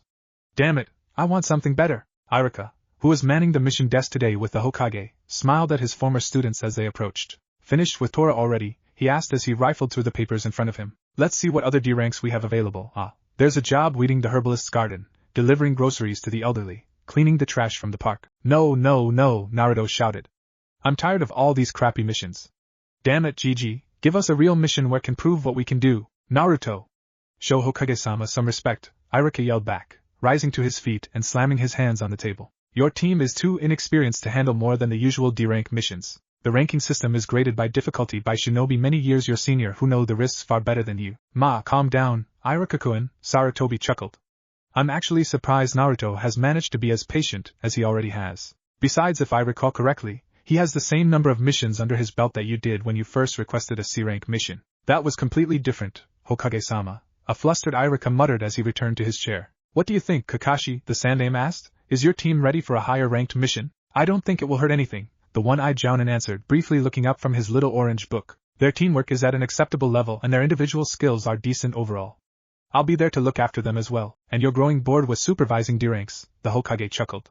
Well, as it turns out we have a low-risk C-rank escort mission available. Awesome! Are we escorting a daimyo or a princess? Naruto asked excitedly before Sakura cracked her fist over his head. Would you bring Tazuna in? The Hokage asked one of the guards, who disappeared and returned with an old man in threadbare clothes that was drinking sake from a jug. These are the guys you're going to have escort me back to Nami no Kuni, the old man asked querulously. They look pretty unreliable to me, especially the midget in the orange with the dumb look on his face. Naruto snarled as he snatched a kunai from his pouch and sent it flying at the old man. The blade passed between his legs just a hair's breadth below the groin and embedded in the wall behind him. I won't take abuse like that, you old drunk, not even if you're the client. Naruto, don't threaten the client, Irika thundered. I'll treat him the same way he treats me, the blonde shouted back. Calm down everyone, Kakashi interjected loudly as he closed his book and returned it to one of his vest pockets. I assure you, Tazuna-san, that my team will be able to handle the mission and I'll be there too, so you'll have a Jounin as well. I guess I can accept that, Tazuna replied nervously, glancing over at where Naruto and Irika were still arguing. We'll meet in 2 hours at the village gates, Kakashi ordered. You three make sure to pack your full field kit and supplies for at least a week's travel. Naruto bounced along the road, his jacket open to reveal the black shirt underneath in an attempt to enjoy the heat of the day. This was the first time he'd ever traveled outside of the village, and the blonde was determined to make it a memorable experience. He didn't even mind the presence of the old drunk who insisted on complaining every step of the way. That's odd, Naruto thought as he saw a puddle of water ahead, ignoring the incessant stream of chattering from Sakura. It hasn't rained for weeks, so why is there a puddle here? The answer to his unspoken question came as Kakashi walked past the puddle and two shinobi leapt out. They wrapped a razor-sharp chain around the jounin, pulling it tight and slicing him to pieces. Naruto stood there frozen for a moment as the pair moved to attack Tazuna. Sasuke threw a kunai at the chain where it hung between the two ninjas' gauntlets. The blade pinned the chain to a tree and slowed them enough for Naruto to gather his wits and draw his blades. The attackers detached the chain with a quick, practiced motion and charged the genin. Just as Sasuke and Naruto were about to engage, the two mysterious ninja were grabbed from behind and had their heads bashed together, knocking them out. Kakashi-sensei, Sakura stammered from where she'd taken a defensive position in front of their client. I thought you'd been. Just a little deception, Sakura, the jounin said as he pulled a length of strong wire from his pouch and tied the two attackers to a nearby tree. I noticed them hiding in the puddle and decided to see who their target was. Not very smart of them to hide in a puddle on a hot day when we haven't had rain recently. So, Tazuna-san, would you care to explain why you've been lying to us? These two are the Oni-kyūdai, C-rank Nukenin from Kirigakure, and they were obviously after you. Tazuna dropped to his knees and assumed a pleading position as he answered, Please forgive me. I didn't have the money for a higher-ranked mission request since Nami no Kuni is so poor, and I didn't think Gata had hired Ninja to stop us. Why don't you calm down and start from the beginning? Then we can decide what to do about this, Kakashi suggested as he finished securing the Oni-kyūdai and moved over to join the rest of the group. Very well. Nami no Kuni has always been a fairly important stopping point on the trade routes, and has been known for its fishing, Tazuna began. Several years back, a man named Gata began buying up all the smaller shipping companies or running them out of business until he held a monopoly on the sea routes. He strangled the trade coming into Nami no Kuni, so we decided to build a bridge to the mainland. That's where I come in, since I'm the greatest bridge builder in the elemental countries. But Gata wasn't going to sit back and take us destroying his monopoly lightly, and he started hiring thugs to discourage us. Most of Nami no Kuni is terrified of what he might do, but I will finish my bridge. Please, Kakashi-san, you have to help me or my beautiful daughter and wonderful grandson will be left all alone in the world and at the mercy of Gata's thugs. Tazuna's eyes seemed to grow shiny with tears as he pleaded with the ninja, making him look even more pathetic. We took the job, Naruto said. I say we finish it. So what if there's a few things that we didn't know about beforehand? That's why we have a jounin-sensei. The dope's right, Sasuke admitted grudgingly. I say we finish the mission. Well, if Sasuke-kun wants to go on, Sakura added, shrugging in agreement. Looks like we'll be sticking around then, Tazuna-san, Kakashi stated, looking proudly at his students. This is as far as I can take you, the boatman said as he pulled up to the small deserted dock. I appreciate this, Tazuna told the man, clapping a hand on his shoulder. I know how much you're risking by doing this. Go ahead and get going. No need to risk yourself more than necessary. The group disembarked from the small boat and crossed the dock into the wooded area on the interior of the island. Naruto was starting to wonder exactly what he had gotten everyone involved in if it had the common people as scared as the boatman was. Man, this forest is starting to creep me out, the blonde thought as he looked around the underbrush. It was warmer here than in the woods around Konoha, which was reflected in unfamiliar trees and a much denser undergrowth. Wait, what was that? Naruto thought as he threw a kunai into the bushes. Naruto, what the hell are you doing? Sakura demanded. You scared me half to death, and over what? Sakura stomped over to a bush and shoved the branches aside to reveal a white rabbit shivering below a kunai embedded in the tree behind it. You just attacked a poor bunny. Oh, come here, baby. I won't let this orange idiot hurt you again. That rabbit's got a winter coat, Naruto said slowly as both he and Sasuke looked to the jounin. It had to be a kawarimi, Kakashi told them while scanning the surrounding forest. That rabbit's been kept in a cage or it would have its summer coat already. Be on guard, everybody. It looks like we have another ninja on our hands down. Naruto stood frozen as a loud buzzing sound approached. He turned to see a huge blade spinning through the air heading directly towards the group. The others had dropped to the ground and ducked under the blade's path while Naruto stood there with a strange smile on his face. He raised a hand as Kakashi cried out in warning just in time to see the sword bounce off to the side and stick in a nearby tree like it had careened off some invisible object in midair. Phew, I'm glad that worked, Naruto thought. Still takes too long to harden the air though. I'll have to work on that before we get hit by another surprise attack. So, this is what the old drunk managed to find as protection, a voice called out as a shinobi in light gray flipped through the air to land next to the sword, casually pulling it free from the wood. A jounin and 3 brats. Momoichi Zabuza, Kakashi said out of nowhere as he rose to his feet. A-rank Nukenin from Kirigakure, also known as the Demon of the Mist. I can't say I'm all that surprised after the Oni-kyūdai. Sharingan no Kakashi, Zabuza chuckled as he scratched his chin, which was hidden under bandages along with the lower half of his face. It'll be a rather nice feather in my cap to take out a famous shinobi like you. You 3 stay back and protect Tazuna, Kakashi ordered as he lifted his hataide off his left eye. Pulling out your Sharingan already? I should feel honored, the Noob Nin chuckled as he planted his sword in the ground before him and began making hand seals. Let's see how well that eye of yours works now. Ninpu, Kirigakure no Jutsu. A thick, heavy mist descended on the area, completely obscuring the group's vision beyond a few feet. Leave this to me, Kakashi ordered. If things start to look bad, take Tazuna and run. None of the genin argued with their sensei's order, feeling the impact of the Nukanin's killing intent flooding the area. Zabuza's voice floated eerily out of the mist. In Kirigakure we specialize in silent killing, rather than the flashy effects you tree huggers prefer. Jugular, clavicle, spine, heart, lungs, liver, all these areas can be struck to provide a swift kill. A slight whistling noise came through the mist, and Naruto turned just in time to see Kakashi block the swing with a kunai. The jounin disengaged and stabbed the Noob Nin, who dissolved into water. Mizu Bunshin, Kakashi said shortly as he moved away. The mist began to clear again, allowing the three genin to see Zabuza slash though the jounin to likewise find it a Mizu Bunshin. So your Sharingan was able to copy my Mizu Bunshin no Jutsu even through the mist, Zabuza commented, leaping backwards onto the water to avoid Kakashi as he reappeared. The Noob Nin smirked as the jounin landed in front of him and disappeared in another splash of water. The cycloptic jounin was taken by surprise as the Noob Nin rose from the water behind him, finishing off a set of hand seals. Suetun, Suiro no Jutsu. The water rose up to form a shell around Kakashi and began to fill in until he was encased in a sphere of water attached to Zabuza's hand. Ha! The great Sharingan no Kakashi falls prey to my water prison, the Noob Nin laughed harshly. Now that you're out of the way, I can get rid of your brats and finish off the old man. With a single-handed seal, a Mizu Bunshin rose from the ground by the lake and advanced on the group, his zanbatsu drawn and gleaming in the light. We should run away, Sakura said shakily, her teeth chattering from fear. He caught Kakashi-sensei. What more could we do? I'm not leaving, Naruto declared, drawing his blades and stepping forward. I won't leave Kakashi-sensei even if it costs me my life. I'm not going anywhere either, Sasuke growled. I'm not going to run from some two-bit Noob Nin, not when he's in the way of my ambition. Right then, Naruto nodded. Sakura, you stay and protect Tazuna-san. Bastard, can you pelt the real Zabuza with your fireballs? Sasuke's eyes narrowed as he gauged the distance and shook his head.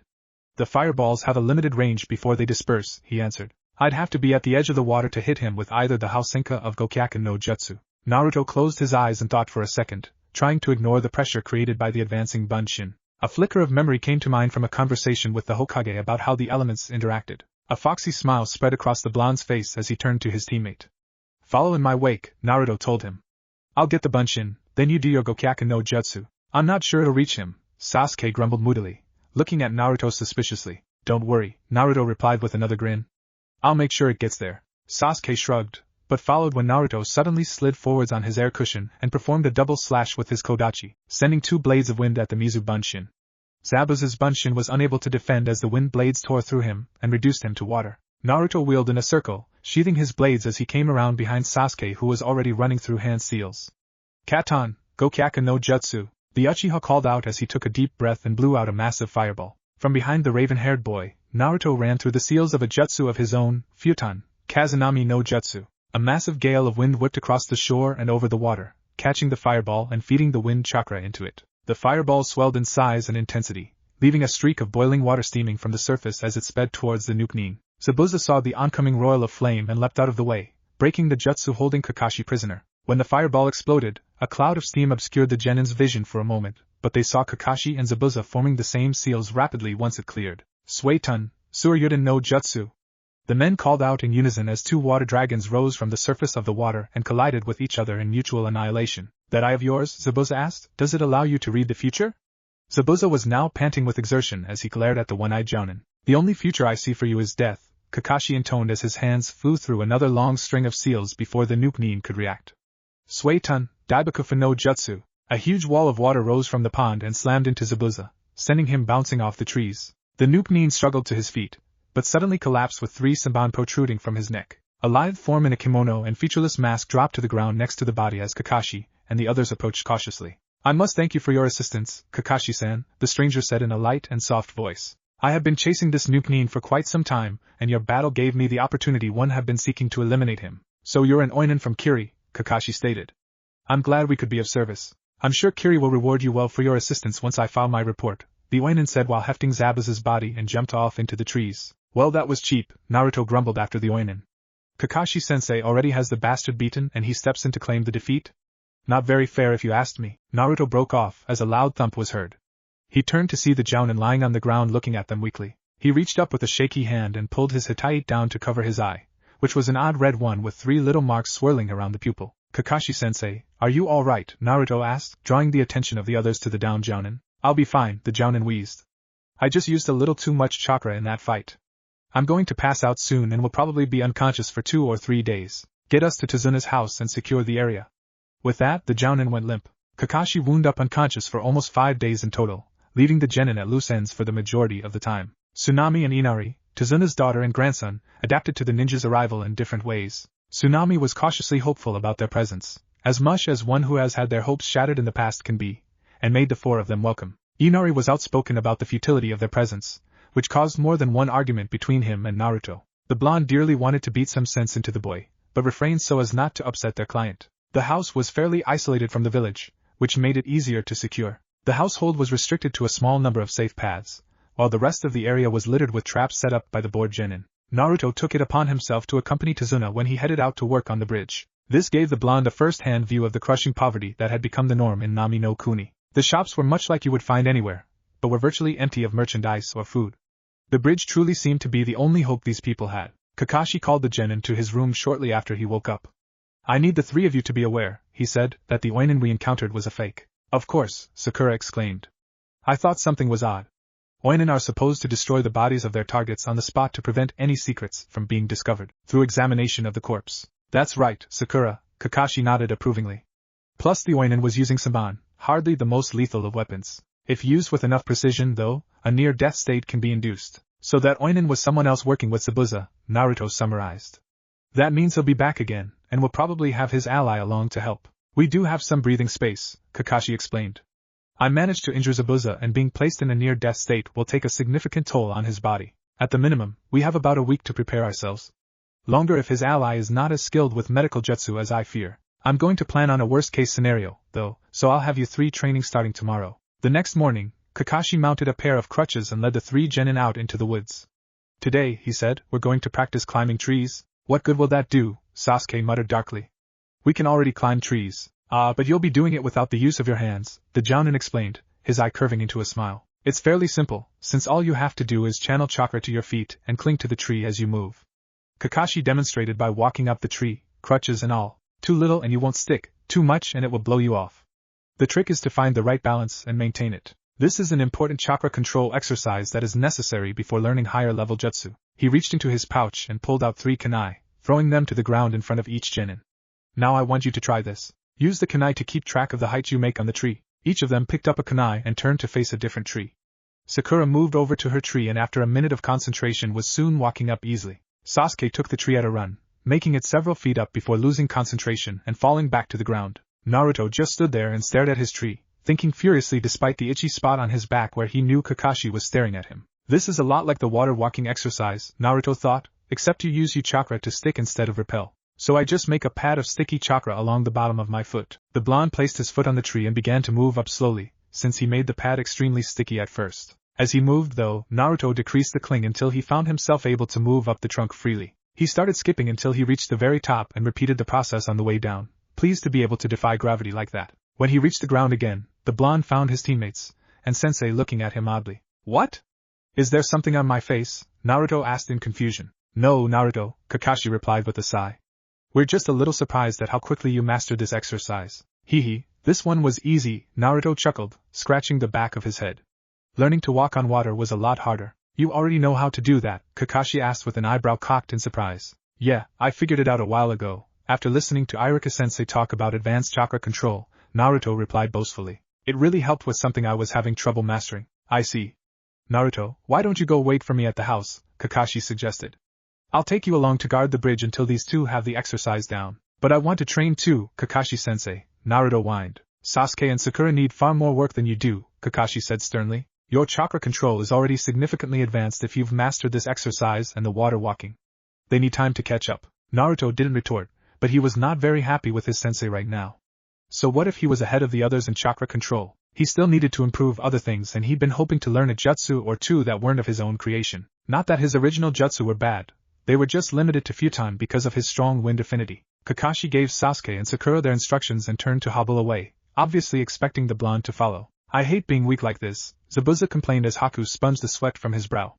Even more of the Nukanin's body was covered in bandages than usual. If you hadn't played around so much, Sharingan no Kakashi wouldn't have done so much damage, Haku chastised.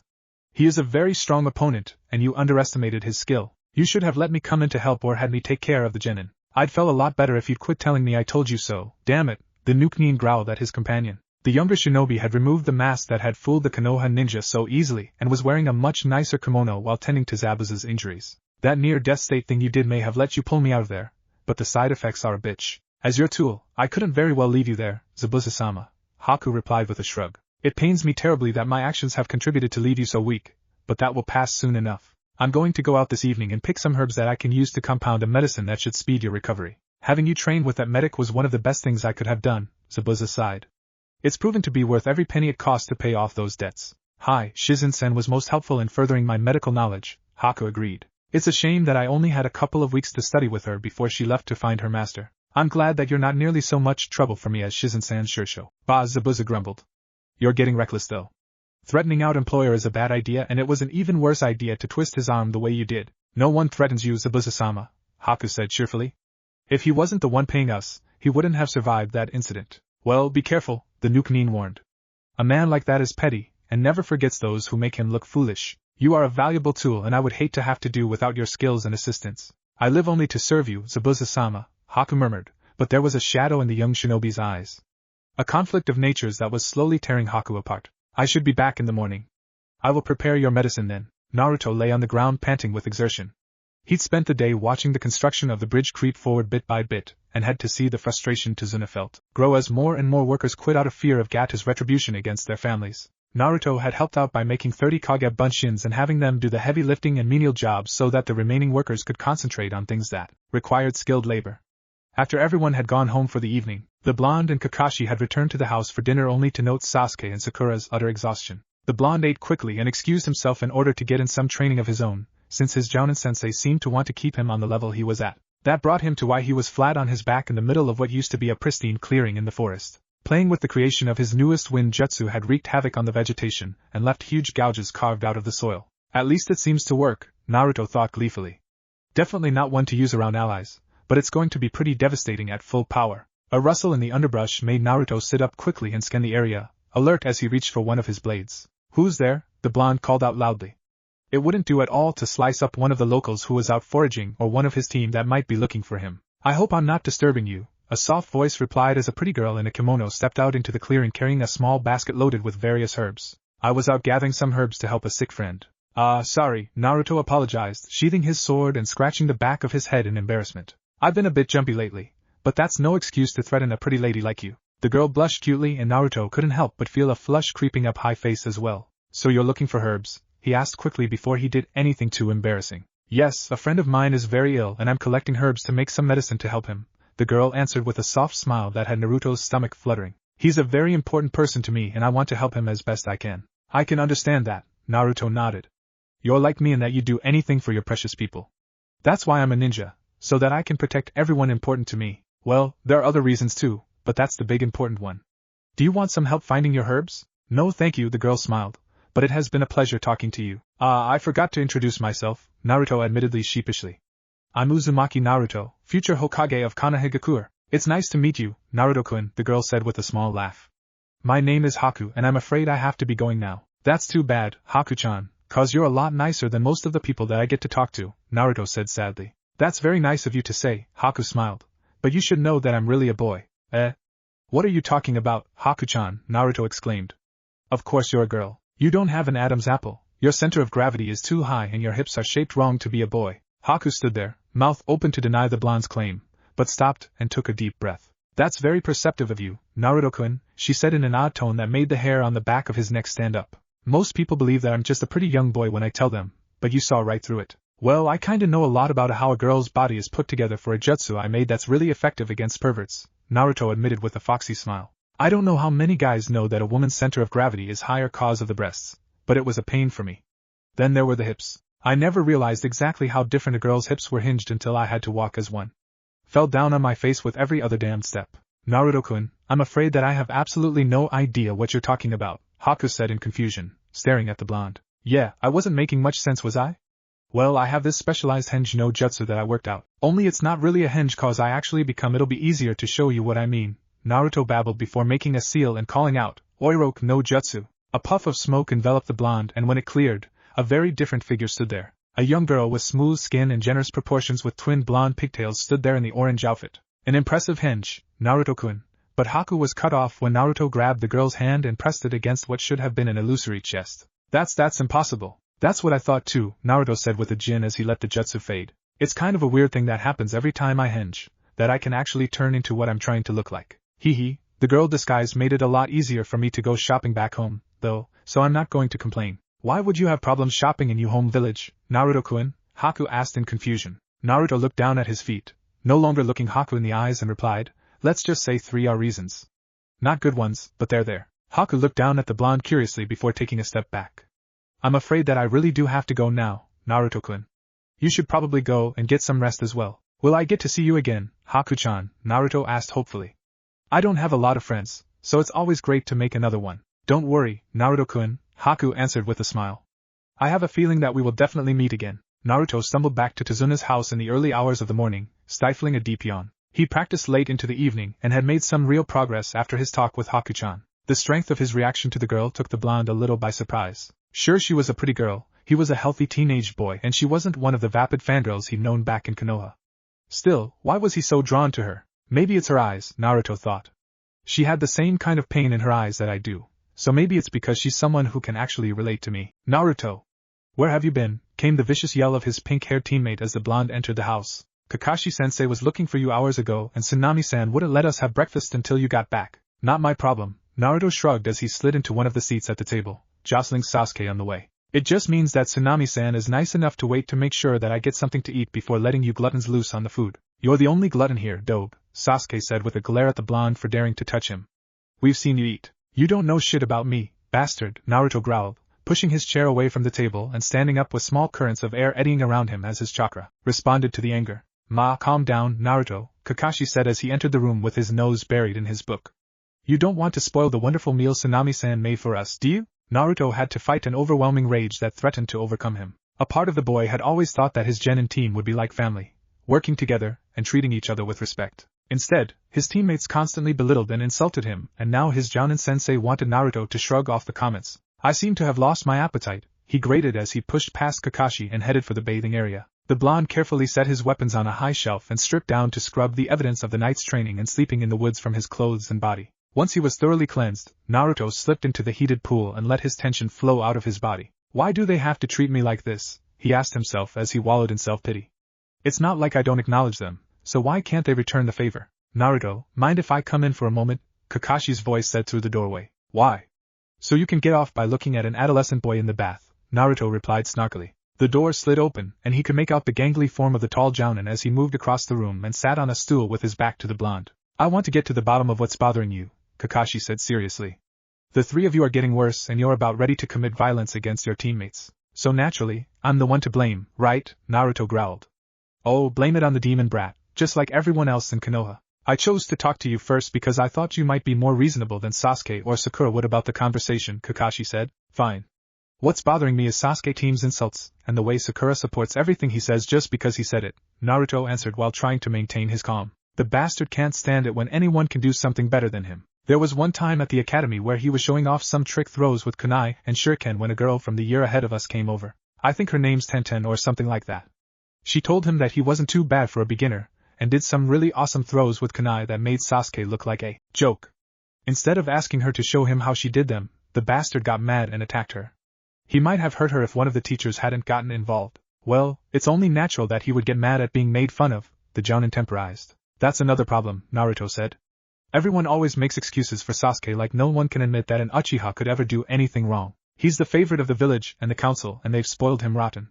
The bastard has no idea what it feels like to have to work his ass off just to learn something. No, everything he's ever wanted has been banded to him on a silver platter. Everything I have, I've worked my ass off for and I won't sit still while fagbait like him gets all moody because I'm better than him at something. Kakashi was silent as he pondered what the blonde had told him. Naruto hoped that the man would actually think about what he had to say, but didn't hold much confidence that he would. Kakashi had shown that he shared the Uchiha blind spot on many occasions, so why would he change his attitude now? The boy let himself sink deeper into the water, carefully manipulating his wind chakra into the water to create small spinning tornadoes in the bath like jets in a jacuzzi. Naruto had only seen one the single time he'd visited Gigi in the Hokage residence, and had immediately thought it was one of the coolest things he'd ever seen. "I'll see what I can do, Naruto," Kakashi said as he rose to his feet. "I never really thought about things the way you brought them up, but then I never really thought much about your generation. I wasn't planning on being a Jounin sensei, but when the Hokage insisted, I had to give you three a chance. All of you have a lot of potential, but unless we can do something about your teamwork,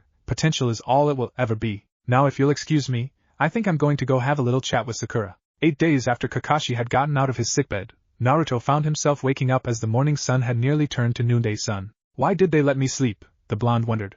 He threw his clothes on and headed downstairs to find Tsunami bustling about the kitchen. "Where is everyone, Tsunami-san?" Naruto asked. Kakashi-san took your teammates to the bridge with Ota-san this morning," the young woman replied. "Kakashi-san said that you deserved a day off to rest since you've been holding down the bodyguard duties far more than your share." "A day off?" Naruto mused, scratching the side of his head. He hadn't expected this, even if the Jounin had discussed their behavior problems with his teammates, and the three had begun to get along again. "I guess that means I can get some of my personal training in," the blonde declared. "Don't you want some lunch?" Tsunami asked too late as the blonde had already run out the door. Naruto headed deep into the woods, but found himself coming to an abrupt halt as something caught his eye. One of the traps he and the others had laid upon their arrival had been sprung. There was no corpse, but there was a copious amount of blood on the ground. Enough blood to indicate that more than one person had been here and injured by the trap.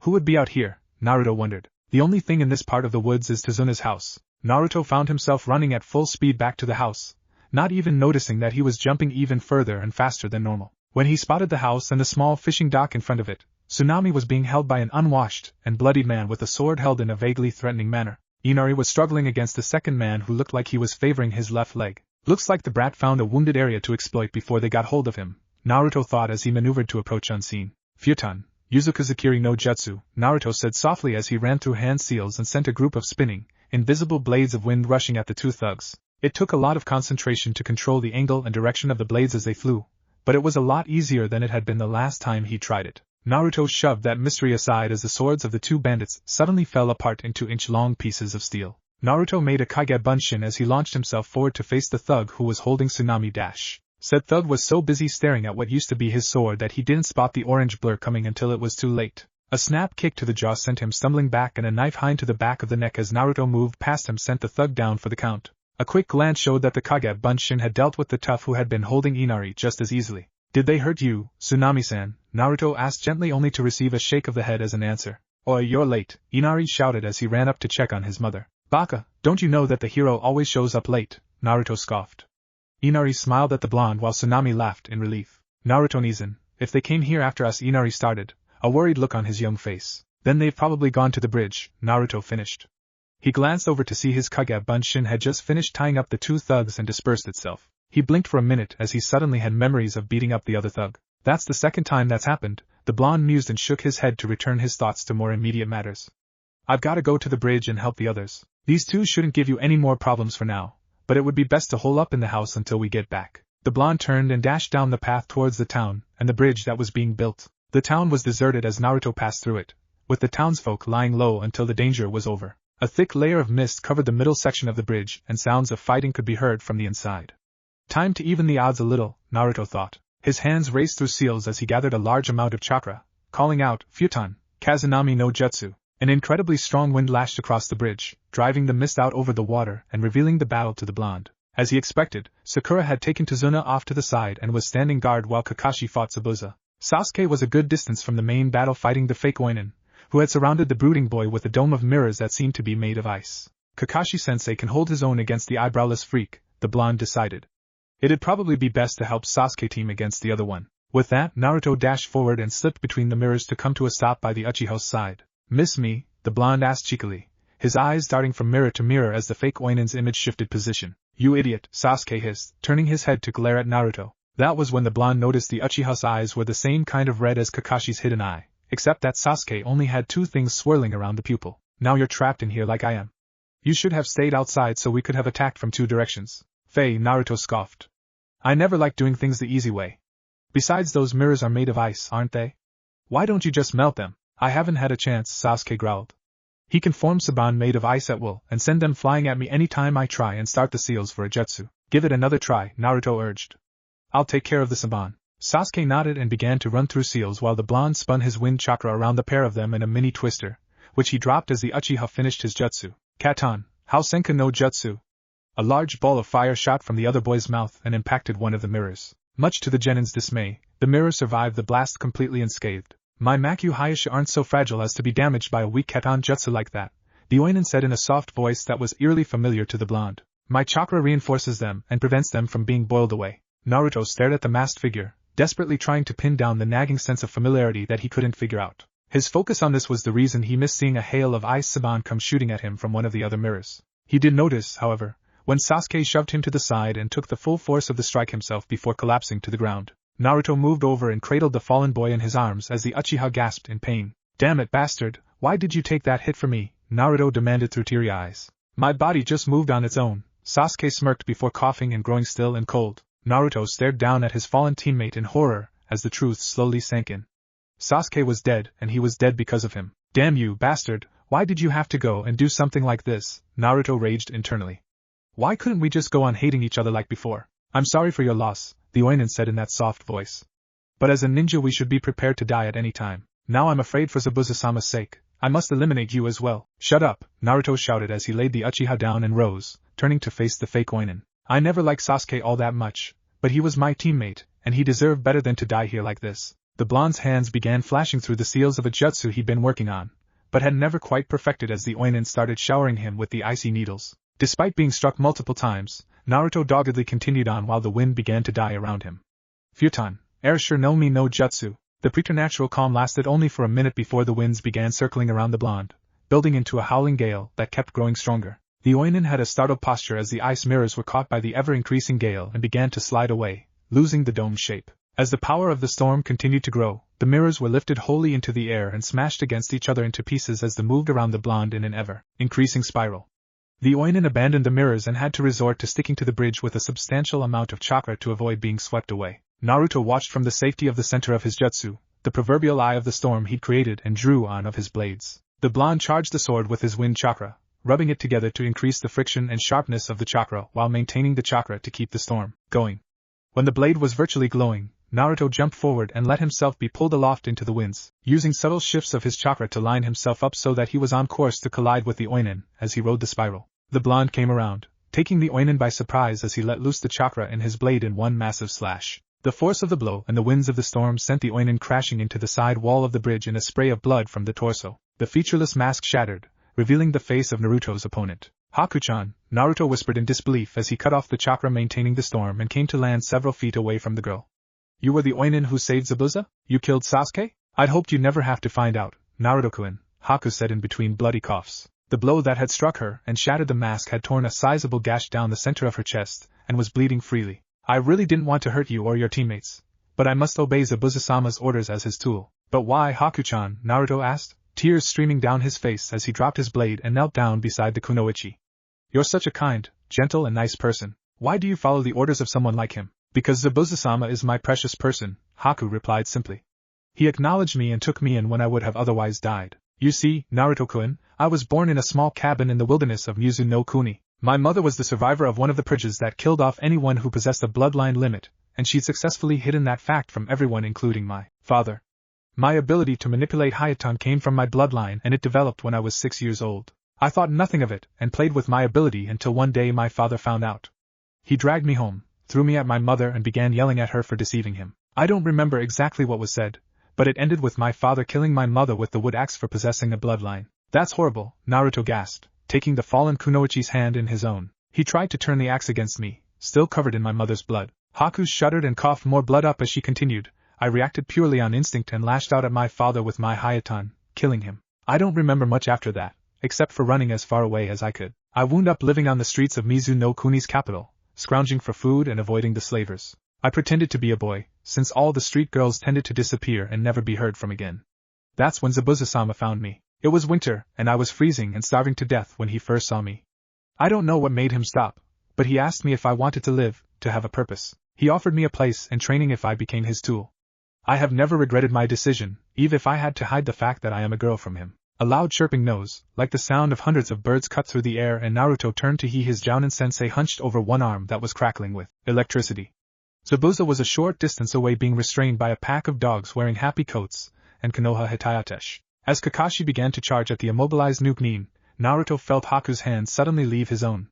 The blonde turned to see the girl disappear into a mirror she'd conjured. Naruto jumped to his feet to try and stop her, but he was too late as he heard a cry of pain from behind him. Haku lay on the ground near Kakashi and Zabuza, bleeding heavily as the ice mirror she'd used to travel disappeared. The cycloptic Jounin had his arm through the former Kirinin's chest while Haku wept in horror and pain. Naruto felt his heart break for her as he slowly walked towards the group. "Well, it looks like you interlopers have managed to save me some money," a loud, arrogant voice said. The ninja turned to see a short, fat man surrounded by a small army of thugs and bandits disembarking from a boat at the end of the bridge. These mercenaries are much cheaper than ninja, and that bastard managed to fail in his mission. Gata gave Zabuza's body a harsh kick that barely shifted the corpse. "And you, the one who dared to lay your filthy hands on me and tried to do me harm." Gata kicked Haku, his foot digging into the wound on her chest causing her to cry out in pain. "Don't you dare touch her, you monster," Naruto growled, covering the distance in the blink of an eye. The blonde knelt down to check on the badly injured Kunoichi while Gata took the opportunity to retreat behind the wall of thugs he'd brought with him. "Heh, this makes things easier," Gata laughed cruelly. "Kill all of these pests, and the one to bring me to Zuna's head will receive a healthy bonus." The mob of bandits grinned and turned on the shinobi when Kakashi lazily let a kunai fly directly into Gata's throat, sending the criminal lord falling to the ground gurgling through the upwelling of bright arterial blood. "Ano, Kakashi-sensei," Naruto said, "I don't think that was the best idea. Now no one's going to pay them, so they'll try and kill us and loot whatever they can from the village." You think so?" Kakashi asked, his eye curving up into a smile. Naruto was about to respond when a crossbow bolt thunked into the bridge in front of the bandits. The blonde turned to see Inari and a large group of villagers armed with pitchforks and a variety of bows crowding the land end of the bridge. The bandits took a look at the ninja, then at the villagers, then at the corpse of their employer, and decided that the smartest action was to get the hell out of there. Inari ran up to Naruto, running a finger across his nose as he grinned and said, "The hero always shows up late, right Naruto-Nizan?" The blonde flashed the kid a grin and turned to check on Haku, tearing strips from the edge of the kimono and his jacket to act as a pressure bandage. He was concentrating so hard on trying to stop the bleeding that he almost didn't hear Sakura walk up behind him. "Naruto, where's Sasuke-kun?" Sakura asked nervously. Naruto didn't say anything, he just pointed over at where Sasuke lay in the large puddle of water that was all that remained of the ice mirrors. Sakura looked over and made a mewling cry of denial before rushing over to hold the still form of the raven-haired boy. "What happened?" Kakashi asked as he slipped his Hitayate down over his Sharingan eye. "Sasuke took the blow to protect me," Naruto replied barely above a whisper. "The bastard said his body moved on its own." The blonde had to fight back a burning in his eyes and a thickness in his throat as he continued his rudimentary first aid. Kakashi didn't say anything, but he let loose a sad sigh. "Anyways," Naruto continued, "we should try and get Haku-chan to a doctor as soon as possible. There's been enough death here today." A quick hand seal created a pair of Kage Bunshin who Naruto directed to build a stretcher. "Sasuke-kun," Sakura yelled in surprise, causing the blonde and the Jounin to look over in shock to see the Uchiha moving weakly. Kakashi walked over and examined the boy's wounds. "All disabling hits," the Jounin said calmly.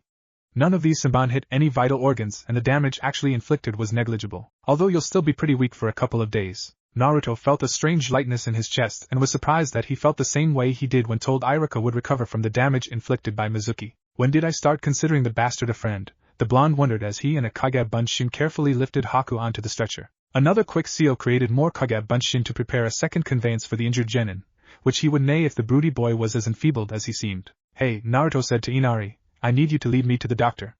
I have to make sure Haku-chan gets some real medical attention before she dies." "Are you sure?" Inari asked, squinting at the girl on the stretcher. "Wasn't she working for the bad guys?" "The bad guys are gone now," Naruto replied impatiently, "and I'm not going to just let her die." "Right, Nizan, follow me," Inari said as he dashed off towards the village, followed closely by the pair of blondes. Naruto stared down at the heavily bandaged girl lying in the bed. She had been pale before, but she looked positively deathlike after all the blood she'd lost. The doctor had needed to do a transfusion and Naruto had been the only one to have a matching blood type.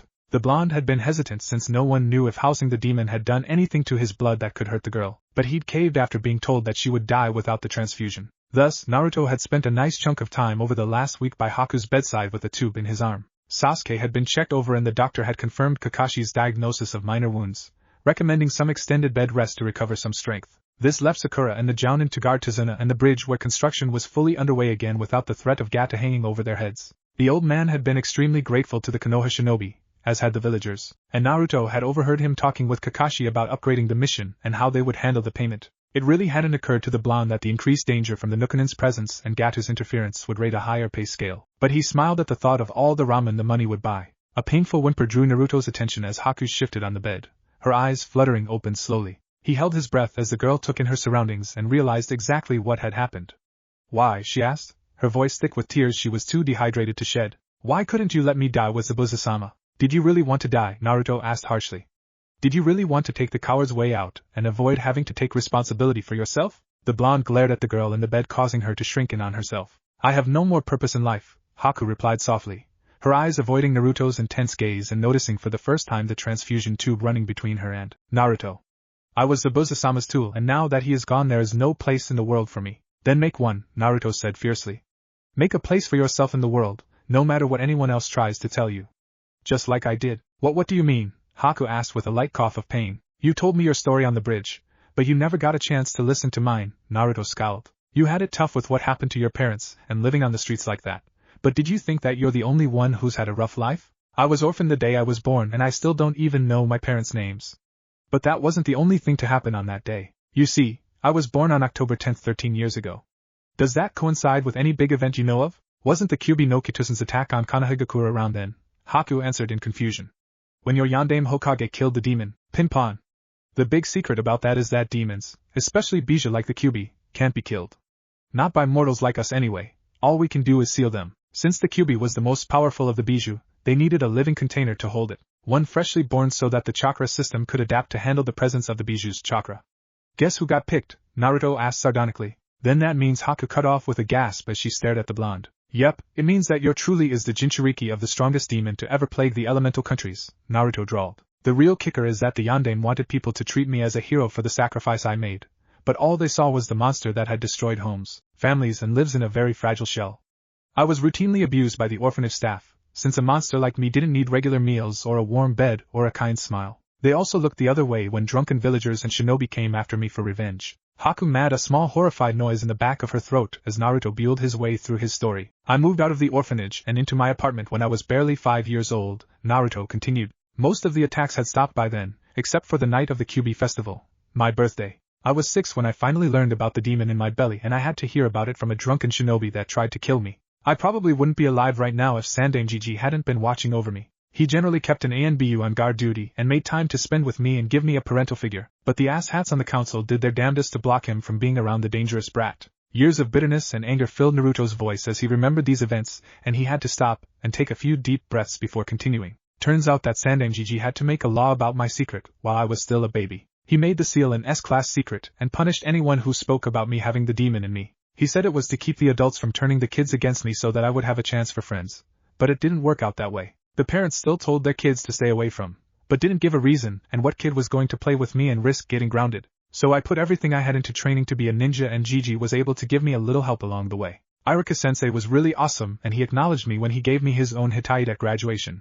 But even that didn't go smoothly. The other instructor, Mizuki, duped me into stealing the scroll of forbidden seals and tried to kill me. I'm so sorry, Naruto-kun, Haku whispered, shifting her hand to lay on top of his much to the blonde's embarrassment. Don't get me wrong, Haku-chan, Naruto stated. I'm not whining or looking for sympathy. I'm just saying that no matter how shitty your life is, you have to buckle down and carry on. But where would I go? What would I do? Haku's soft voice had a plaintive lilt to it as she continued. No village would take in someone like me. I bet you Konoha would, Naruto grinned. Sandaime Gigi always likes it when he can hoodwink the council and I bet he'd do it if I asked. I don't think it will be that easy, Naruto-kun, Haku said sadly. I'm a known accomplice of an A-rank nuke nin and while I was never officially a Kirin, I'm sure they've posted a bounty on me as well. Coming to Konoha could stir up a lot of trouble. Most likely more than your Hokage would be willing to put up with. Naruto slumped in the chair and propped his chin in his hand as he considered the situation. She's got a point, the blonde conceded. Gigi likes to tweak the council, but this kind of thing might be a little too much to ask. Kyuso, if this happened to Sasuke team, everyone would bend over backwards to help him. Wait a minute, that's it. Nah, Haku-chan, I've got it, Naruto said excitedly. What do you mean, Naruto-kun? Haku asked and Naruto noticed that her color had definitely improved. Well, Naruto started, this is what we could do. Hatake Kakashi was many things, an elite jounin, a respected if slightly perverted pillar of Konoha's shinobi society, an aficionado of fine literature, especially the Aika Aika series, but he had never considered himself as a teacher. In fact, having a cell of genin working with him gave him a definite case of the collawobbles. Even more so given the freakish similarity the group held to his own genin team from many years ago. All in all, though, he'd gotten to know the kids and felt that he had a good grasp on anything the three teens could throw at him. Until now, that is. I'm sorry, but could you say that again? he asked, rubbing at his ears as if to clear them out while his orange-clad student looked at him with a beaming smile on his face. I know that I can have heard you correctly. I said that Haku-chan's sworn fealty to me as a servant of the Uzumaki clan. Naruto beamed proudly. The one-eyed Jounin looked down at the blonde bundle of energy, and shook his head. The boy never ceased to amaze him with the way his mind worked, even if the end result wasn't correct. I don't think that will work, Naruto, he said. Why not? Naruto asked, blinking in surprise. Because as far as I know, there is no Uzumaki clan, Kakashi explained. While it is an intriguing idea and might actually work if Sasuke or myself were to take her oath, I don't think it will happen. Sasuke doesn't like that he lost to her so easily, even if he did activate his Sharingan while fighting her, and I have no interest in accepting any vassals. Without a clan of your own, the oath of fealty is meaningless. The feral grin on Naruto's face should have warned the Jounin, but Kakashi still found himself surprised when the blonde handed him a scroll. He opened it warily, aware that his student still had a penchant for playing pranks on people, and skimmed over the contents. His visible eye opened wide in shock, and he looked back at the blonde asking, exactly where did you get something like this, and why would you even have it? Hee, Gigi and I made that up about a year ago, Naruto chuckled. Oh, I admit that I took advantage of the fact that Council had just done something or other that really pissed him off. But he put his signature and seal on it, and had it quietly filed and processed. So, Sandaime-sama granted you an unrestricted clan status on the basis of your wind abilities and regenerative abilities, Kakashi read in shock. Yep, Naruto replied with a broad smile as he laced his fingers together across the back of his head.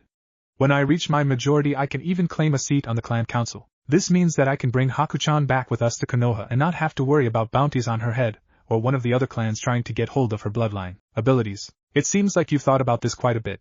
But what do you want from me? The Jounin asked slightly nervously. I just need someone from another recognized clan to sign a document saying that they witnessed the oath, Naruto explained. Haku-chan said she'd be willing to give it again in front of a witness, and I figured you were the better bet since I'm pretty sure you're right about Sasuke team sulking about his loss to Haku-chan. I see, Kakashi said carefully, his eye narrowing.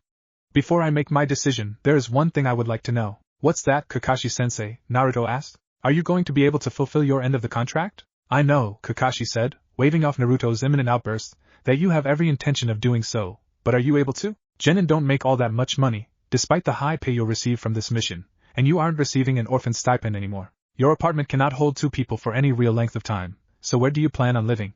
How will you handle food? Clothes?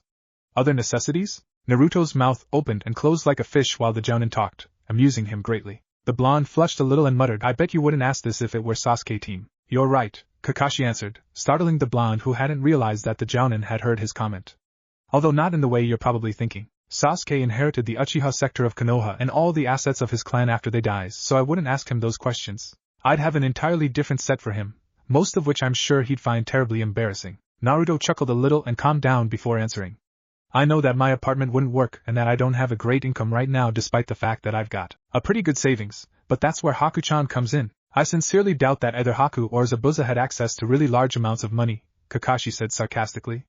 The life of a Noob rarely leads to amassing wealth. You'd be surprised, Naruto chuckled, but that's not where the money will come from. Haku-chan told me where Gata kept all of his business papers, account numbers, passwords and the cash he kept on hand for under the carpet dealings. I think you mean under the table, Kakashi corrected absently as he recalled how much the Gata Corporation was worth. I figure we should give most of it to the people of Nami to help them recover, Naruto continued, but I don't think anyone important would mind if we took a sizable reward for ourselves.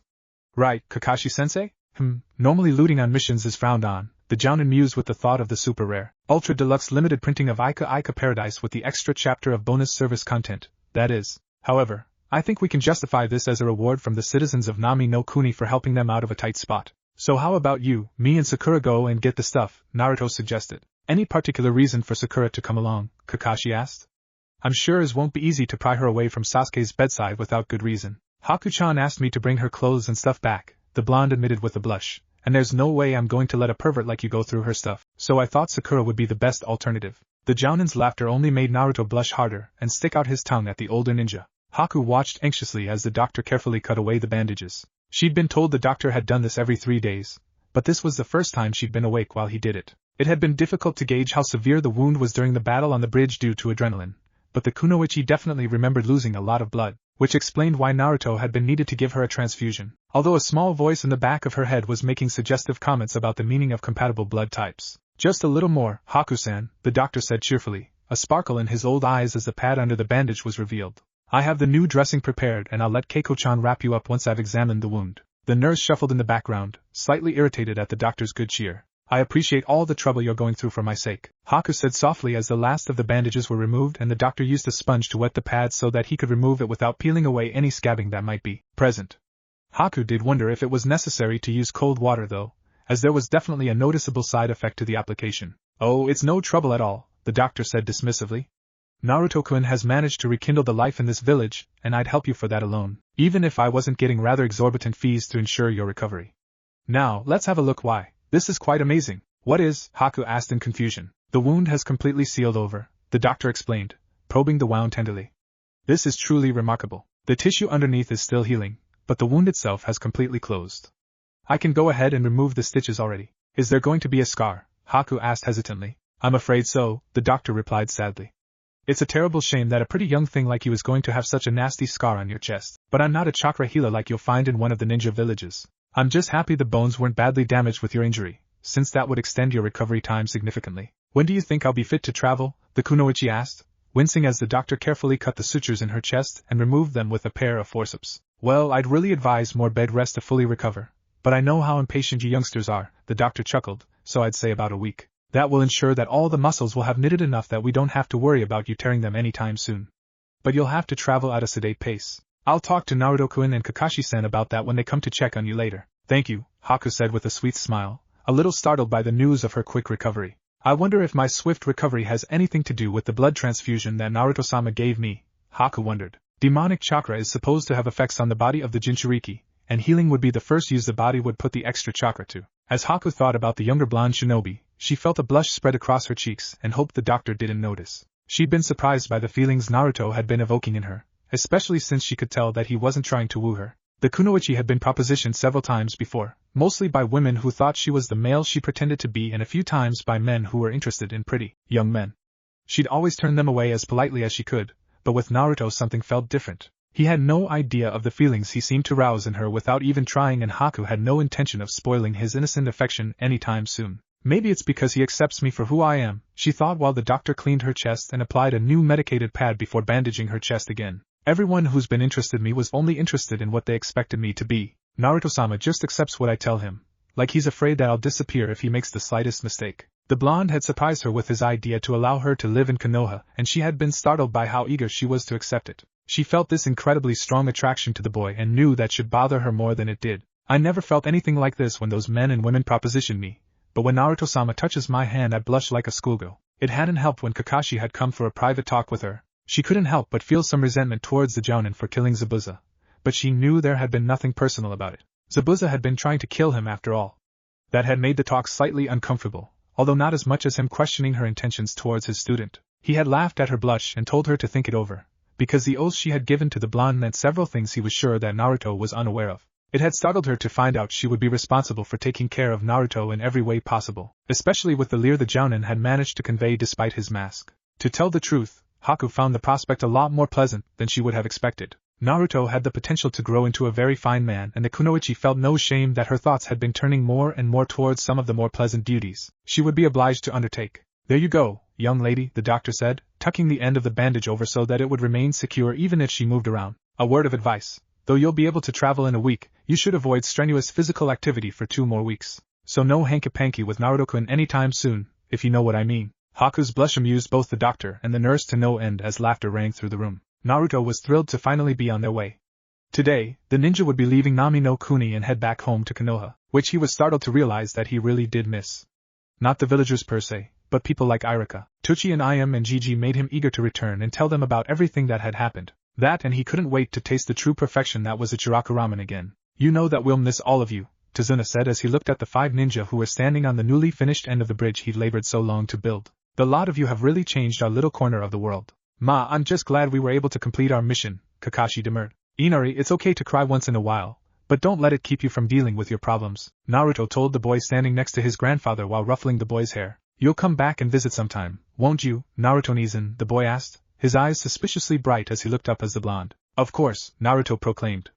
I'll come back sometime when I get a vacation and check on all of you, so you'd better take care of your family, Inari. A nod was all the boy could manage as the blonde turned to join his team where they waited to be on their way. Sakura was standing next to Sasuke, who was glaring at an unperturbed Haku. The Uchiha had thrown what could only be called a temper tantrum when he found out that the kunoichi would be returning to Konoha with them. Naruto had a sinking feeling that Sasuke's continued antagonism was going to convince the villagers to treat Haku as badly as they did him. The trip back to Konoha was going to take them a week at the walking pace the group was forced to keep so that Haku would not overstrain herself along the way. Not to mention that Kakashi would have more time to read his little orange books. Naruto found himself chattering almost non-stop about all the places he wanted to show Haku once they arrived in Konoha. Oh sure, they had to go and make their report to the Hokage, and Gigi was going to want a full explanation about the new addition to the group, but he'd be free to take her around town without too much of a delay. That reminds me, Naruto thought, I'll have to ask Gigi for help in finding a place for me and Haku-chan to live now that we've got all this money. None of the real estate people are gonna want to have anything to do with me unless it's 3 times the price. The ransacking of Gato's offices had netted a very substantial sum of cash and a variety of business accounts that contained amounts of money the blonde had never expected to see in his lifetime. The villagers had insisted Team 7 take the lion's share of the cash they received, saying that the money in the accounts would be more than enough to get the village back on its feet again. Kakashi had split the money 4 ways and the individual shares had been enough to make Naruto and Sakura's head spin, while Sasuke had merely packed it away without a word as if money were unimportant. While a part of Naruto's mind was plotting exactly how to spend all the money, the rest was focused on the oddities that had popped up during the mission. He'd asked about the memories he'd gotten from the Kage Bunshin, and Kakashi had confirmed that the blonde was not imagining things. It was a type of feedback unique to Kage Bunshin no Jutsu and could be dangerous if too much information came back to him at once. That and the high chakra requirement were apparently the reasons it had been sealed away as a kinjutsu. Naruto's abnormally high reserve and incredible stamina and recovery ability were the only reasons the blonde was able to use the jutsu as easily as he did. The Jounin didn't have an answer for Naruto's story about his jutsus growing easier to perform, save to say that any jutsu became easier with practice. Naruto was wondering if it was an oddity of his extreme wind affinity. Thinking about this and mulling over the possibilities certainly occupied the majority of the trip back to Konoha for the blonde. The sight of the village walls rising over the trees made the entire group's spirits lift, although the blonde could tell that Haku was feeling a little apprehensive.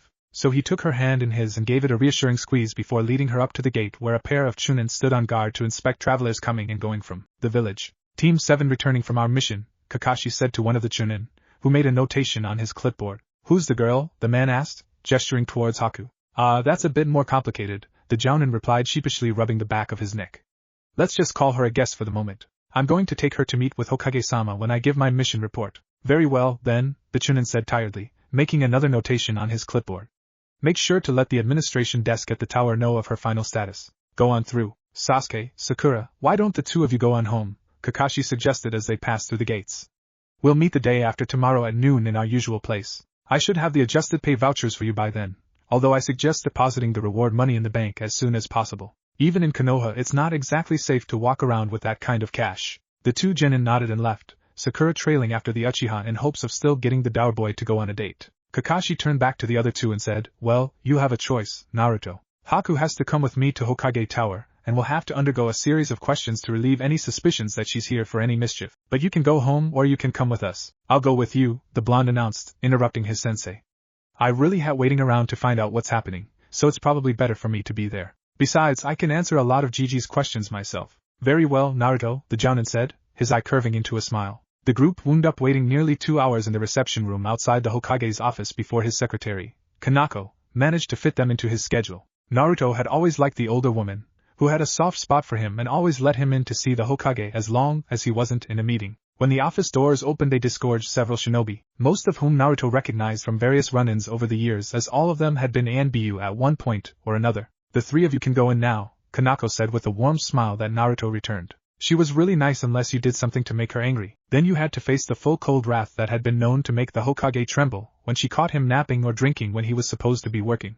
Gigi, we're back, Naruto called out as the group entered the office, closing the doors behind them. He wasn't sure, but he thought he heard what might have been a snicker from Kanako as he said that. Naruto, what brings you here? The Sandaime asked as he started packing his pipe with tobacco. I was expecting Kakashi to give the mission report, but it's unusual for a genin to accompany their sensei to one of these sessions. Things got a little complicated on our mission, Hokage-sama. Kakashi answered before the blonde could respond and went on to give a detailed summation of what had happened since they'd left Konoha. So, the Sandaime said as he lit his pipe with a long match and puffed on it to get it started. I was right to think something was wrong when ANBU picked up those 2 new knin you left packaged for us, Kakashi, although I wonder why you didn't send for reinforcements. By the time I had determined things had gone beyond an upper C rank / lower B rank threat level, we were already in Nami no Kuni, Kakashi replied with a shrug. I felt that as long as it was low-level new knin and bandits that my team could handle the mission. When Zabuza showed up in Nami, I considered sending for help, but it would have taken too long for the message to travel back here and get help to Nami in time. In the end, we did manage a successful result, and I have a document from Tazuna-san affirming the upgrade to an A-rank mission and verification of Zabuza's death by the local doctor to send to Kirigakure for the bounty on his head. Naruto noticed Haku tense at the mention of her mentor's death, and he reached over to put a reassuring hand on her shoulder. The girl looked a little surprised at the blonde's silent gesture of comfort, but she let the tension ebb away, confident that he would take care of matters. Sarutobi didn't miss the byplay between the teens and lifted an eyebrow in question. So who is this charming young lady? The old man asked. This is Haku-chan, Naruto replied brightly. Zabuza's former apprentice, Kakashi added for clarification, causing the Hokage's brow to furrow in concern. She's asked to join Konoha, and since she's never actually been an official Nuke-nin, I thought. The Sandame said thoughtfully. While never officially a ninja of Kirigakure, you've been associated with one of their most wanted Nuke-nin. Is that correct, Haku-san? Yes, Hokage-sama, Haku replied quietly, her eyes on the floor in front of her. Come on, Gigi. No one really has to know what she was, Naruto offered, casting a worried look at the kunoichi. Granting her asylum would strain relations with Kirigakure, the Hokage said, and I cannot justify that without good cause. Hey, you have to let her stay, Gigi, cause she's my vessel, Naruto cried out, drawing strange looks from the Hokage and Jounin and a small giggle from the kunoichi. I believe you mean vassal, Naruto-sama, Haku corrected gently before addressing the Hokage. But he is correct in that I have given Naruto-sama my oath of fealty, and Kakashi-san was kind enough to witness it for us. I see, Sarutobi said thoughtfully, stroking high goatee as the one-eyed Jounin nodded in confirmation. Well, that definitely puts a different spin on events. I take it you used the clan certificate that I made for you, Naruto? Yep, the blonde answered proudly. Kakashi-sensei wrote the papers up for us, and I used the hanko that one of the craftsmen in Nami no Kuni made for me as a gift to seal it. It's a really cool hanko, since it has my spiral on it. This will be very interesting. The old man chuckled as a grin grew across the aged face that was eerily reminiscent of one of Naruto's. I hadn't planned on making your clan status known until you were older, my boy, but this will have to be published with the notice of vassalage. Oh, the stuffed shirts on the council are going to pitch a fit.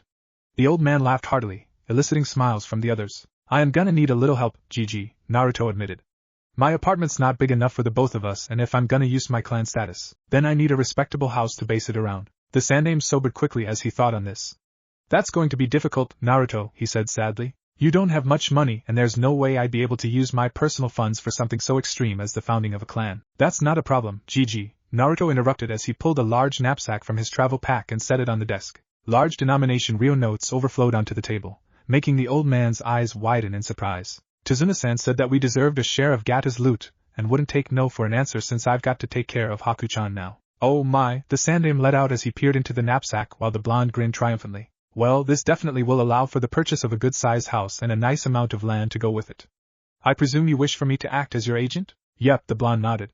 I'd like one with a lot of space and maybe enough room for a garden. You like to garden, Naruto-sama? Haku asked in surprise. I've always liked to grow things, but I've been limited to what would fit in window planters of pots on the windowsill, Naruto replied with a nod. Of course, all my plants have probably gone all withered and brown by now for lack of water. I really wasn't expecting to be gone as long as we were. Not to worry, Naruto, the Sandame chuckled. I made a point of stopping by your apartment every couple of days to water them and check and see that no one had vandalized it in your absence.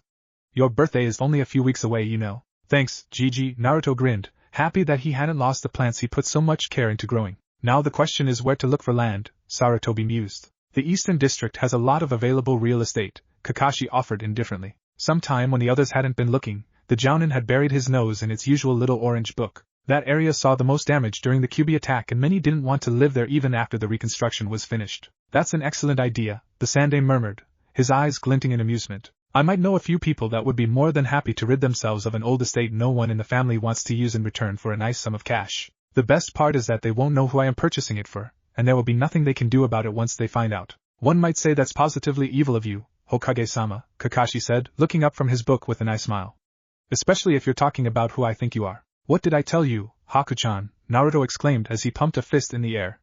Gigi rocks. Indeed, you did tell me, Naruto-sama, Haku said with a fond smile. It will take a few days to complete the sale and registry of the deed, Naruto, Sarutobi said, coughing as he attempted to regain his decorum. You can both stand the cramped apartment for a few days, I trust? You bet, Gigi, Naruto replied. Come on, Haku-chan. I'll show you where I've been living and then we can go to Ikarakas. The blonde shouldered his travel pack again and took the kunoichi by the hand as he led her out of the office, followed by Kakashi. Once they were all gone, the Sandame Hokage leaned back in his chair and swiveled to look out the windows at Mount Hokage. You'd be proud of him, Minato-kun, Sarutobi whispered. Naruto grimaced as he brought his arms up to block a blow that pushed him back a few inches and tried to grab hold of the leg before Sasuke managed to retract it. The whirling red eyes of the Uchiha's Sharingan glared at the blonde and his leg moved out of the way as the other leg came speeding around and struck Naruto in the side. He muttered a curse under his breath at Kakashi for forcing him into taijutsu training with the broody boy so that he could gain experience with his newly awakened blood limit. It didn't help matters that the blonde's taijutsu was severely lacking due to years spent on developing his sword style, and completely ignoring his hand-to-hand capabilities. The next blow caught Naruto under the chin, and sent him crashing to the ground as Sasuke backed away with a superior smirk. The blonde lay there for a moment to catch his breath, and wished he'd at least been allowed to use his Ryusei no Agoki, but Kakashi had said he wasn't allowed to use external chakra manipulation. Maybe I should have waited a while before starting that weight training that Haku-chan suggested, Naruto considered as he pulled himself back up to his feet. Haku had suggested a regimen of weight training for the blonde to increase his overall strength and speed, which Naruto had leapt into. She even produced a set of chakra weights that had belonged to Zabuza and could have their weight increased by an infusion of chakra into the seals worked into the metal of the weights. They had been strapped to his forearms and shins and in a harness across his chest, which even on the lowest setting was a burden to be reckoned with. I think that's all for today, Kakashi said loudly from the other side of the field where he'd been running Sakura through endurance and chakra building exercises. It had surprised the blonde both that Kakashi was actually teaching the kunoichi and that she was working hard and getting messy without serious complaint. Even Naruto had to admit that she was showing an impressive dedication to improving her skills. The Jounin had even worked with her on refining the basic genjutsu skills taught in the academy, since those skills were control-intensive rather than chakra-intensive, and responded to a high level of intelligence. Sakura was actually becoming someone strong enough that Naruto was glad to have on the team. Faye, beating up on the doe barely took any effort, Sasuke said snidely, although he did look fairly drained. You're expending more chakra than you think you are with the Sharingan, Sasuke, Kakashi told him as he crossed the clearing. As you use it more, your body will grow used to the increased demands and begin producing more chakra. That's why I'm limiting what Naruto is using in your sparring, since letting the two of you go full out would leave you sprawled on the ground exhausted in half an hour. It's also good practice for you, Naruto, since your taijutsu skills are definitely substandard. I know, Naruto replied irritably. I ignored my taijutsu to focus on kenjutsu and ninjutsu. I already know that, so the question is what do we do about it? Kakashi mused. The biggest problem is that your forms are sloppy and unpracticed. I'll start working with you on that next week and you can work through the forms until you burn them into your muscle memory. Fine, Naruto sighed as he realized how tedious that training was going to be. Hokage-sama asked me to have you stop by his office after practice. The thing we discussed is ready, the Jounin said. Great, Naruto exclaimed, suddenly full of energy again. Haku-chan and I were wondering when he would be done. The blonde steadfastly ignored the scowl Sasuke made when his new vassal was mentioned. The broody genin still hadn't gotten over how easily the kunoichi had overwhelmed him in Nami no Kuni. Then we'll meet tomorrow for another D-rank at the bridge, Kakashi said cheerfully as he pulled out his book and wandered away. So what does Hokage-sama want to see you about? Sakura asked as she tried to wipe off the sweat she'd accumulated during her training. That is a secret, Naruto replied with a foxy grin and a laugh, ducking under the kunoichi's angry punch as he ran from the training area. Naruto walked into Hokage Tower accompanied by his shadow, as some were beginning to refer to Haku. Adjusting to living with the girl had been strange for the blonde, as he really hadn't considered what the two of them living in such close quarters as his small apartment would really mean. The first morning, he'd gone into the bathroom to get ready for the day and had seen her, as she was stepping out of the small shower he'd rigged up for a quick wash in the mornings. That had left the blonde blushing all day as she had delighted in teasing him about it while they were going around the village so she could learn the local geography. Hokage-sama is ready for you, Naruto, Kanako said as the pair approached the office. Nodding to the secretary, Naruto opened the door and let Haku precede him inside before following and shutting it behind him. Yo, Gigi, Naruto called out as he entered the office, causing the Hokage to look up from high paperwork and smile at the pair. Haku had told him that she was surprised that he was allowed to be so disrespectful to the leader of the village, but the blonde told her that he did it because the Hokage needed someone to keep his feet on the ground. Naruto and Haku, the Sandaime greeted them with a wave and indicated for them to move closer. I've managed to purchase a place that I think you'll like and I managed to get a nice deal on it for you. I had the remainder of the money deposited in your bank account, Naruto, but I thought you'd like to go and see it. That would be great, Naruto replied enthusiastically.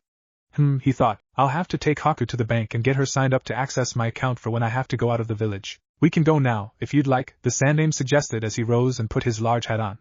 I had Kanako clear my afternoon schedule so that I could take you there myself. You're the best, Gigi, Naruto said, giving the old Hokage one of his biggest grins as the man chuckled and led them out of the office and tower to the streets below. The Eastern District has only been sparsely populated in recent times, despite it having some truly valuable real estate, the Sandaime said as they walked through the village streets. So many clans who had secondary estates that let them get run down. The Hyugas had one that caught my eye, and Hayashi was more than willing to unload what he considered worthless real estate for a reasonable price. Just so you know, though, one of the reasons that I got the price lowered is that the house and the grounds are going to need some serious repair. 12 years of neglect does not get cleaned up overnight. That's okay, Gigi, Naruto told him. I learned to do a lot of home repairs when my apartment would always get trashed every couple of weeks. The landlord let me use the tools and supplies but said I'd have to do the work myself or hire someone to do it for me. And while I am not as well acquainted with home repair, I believe I shall be able to contribute my fair share of the work, Haku added. Plus I can make a whole bunch of Kage Bunshin and have them do most of the work, Naruto said with a chuckle. We'll have the place shipshape in practically no time at all. That's very reassuring, the Hokage replied with a laugh as the group stopped in front of a wooden gate. The Sandaime reached inside his robes and produced a large keyring that he used to unlock the doors. Naruto pushed against one of the doors, struggling to move it enough to allow them entrance. Looks like we'll need to grease these hinges up, Naruto panted as Sarutobi and Haku walked inside. The yard had weeds and grass growing high, although bare spots could be seen where stones had been set into the ground. Trees grew along one of the yard's walls and desperately needed to be pruned back. Assorted trash littered the few dirt areas not covered in overgrowth. The house itself was a traditional single-story affair, and it was obvious that shingles were broken or missing in several places, while the paper on most of the shoji needed to be replaced. Naruto pulled out one of his swords and used it like a machete to clear a path to the house, wincing as he realized that he would have to thoroughly clean and oil the blade that evening. The veranda around the house was sturdy, if still in need of cleaning, and most of the tatami in the house was salvageable, although the blonde could see a few rooms where it would need to be replaced.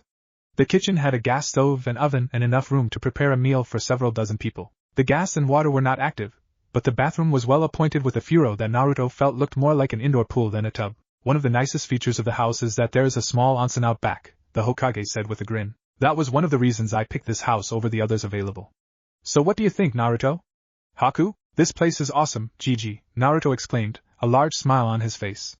I don't know how many people used to live here, but there looks to be at least enough room for 20. This is a very nice place, Hokage-sama, Haku added as she looked around. It should not be very difficult to clean up a small part for the two of you to live in while we start on the rest. The grounds are actually fairly large, the Hokage told the pair. The back wall is set against a section of forest that is part of the property, and can quite easily be turned into a training ground. There is a much smaller gate in the rear wall that will allow access, and the key for it is on the ring with the others.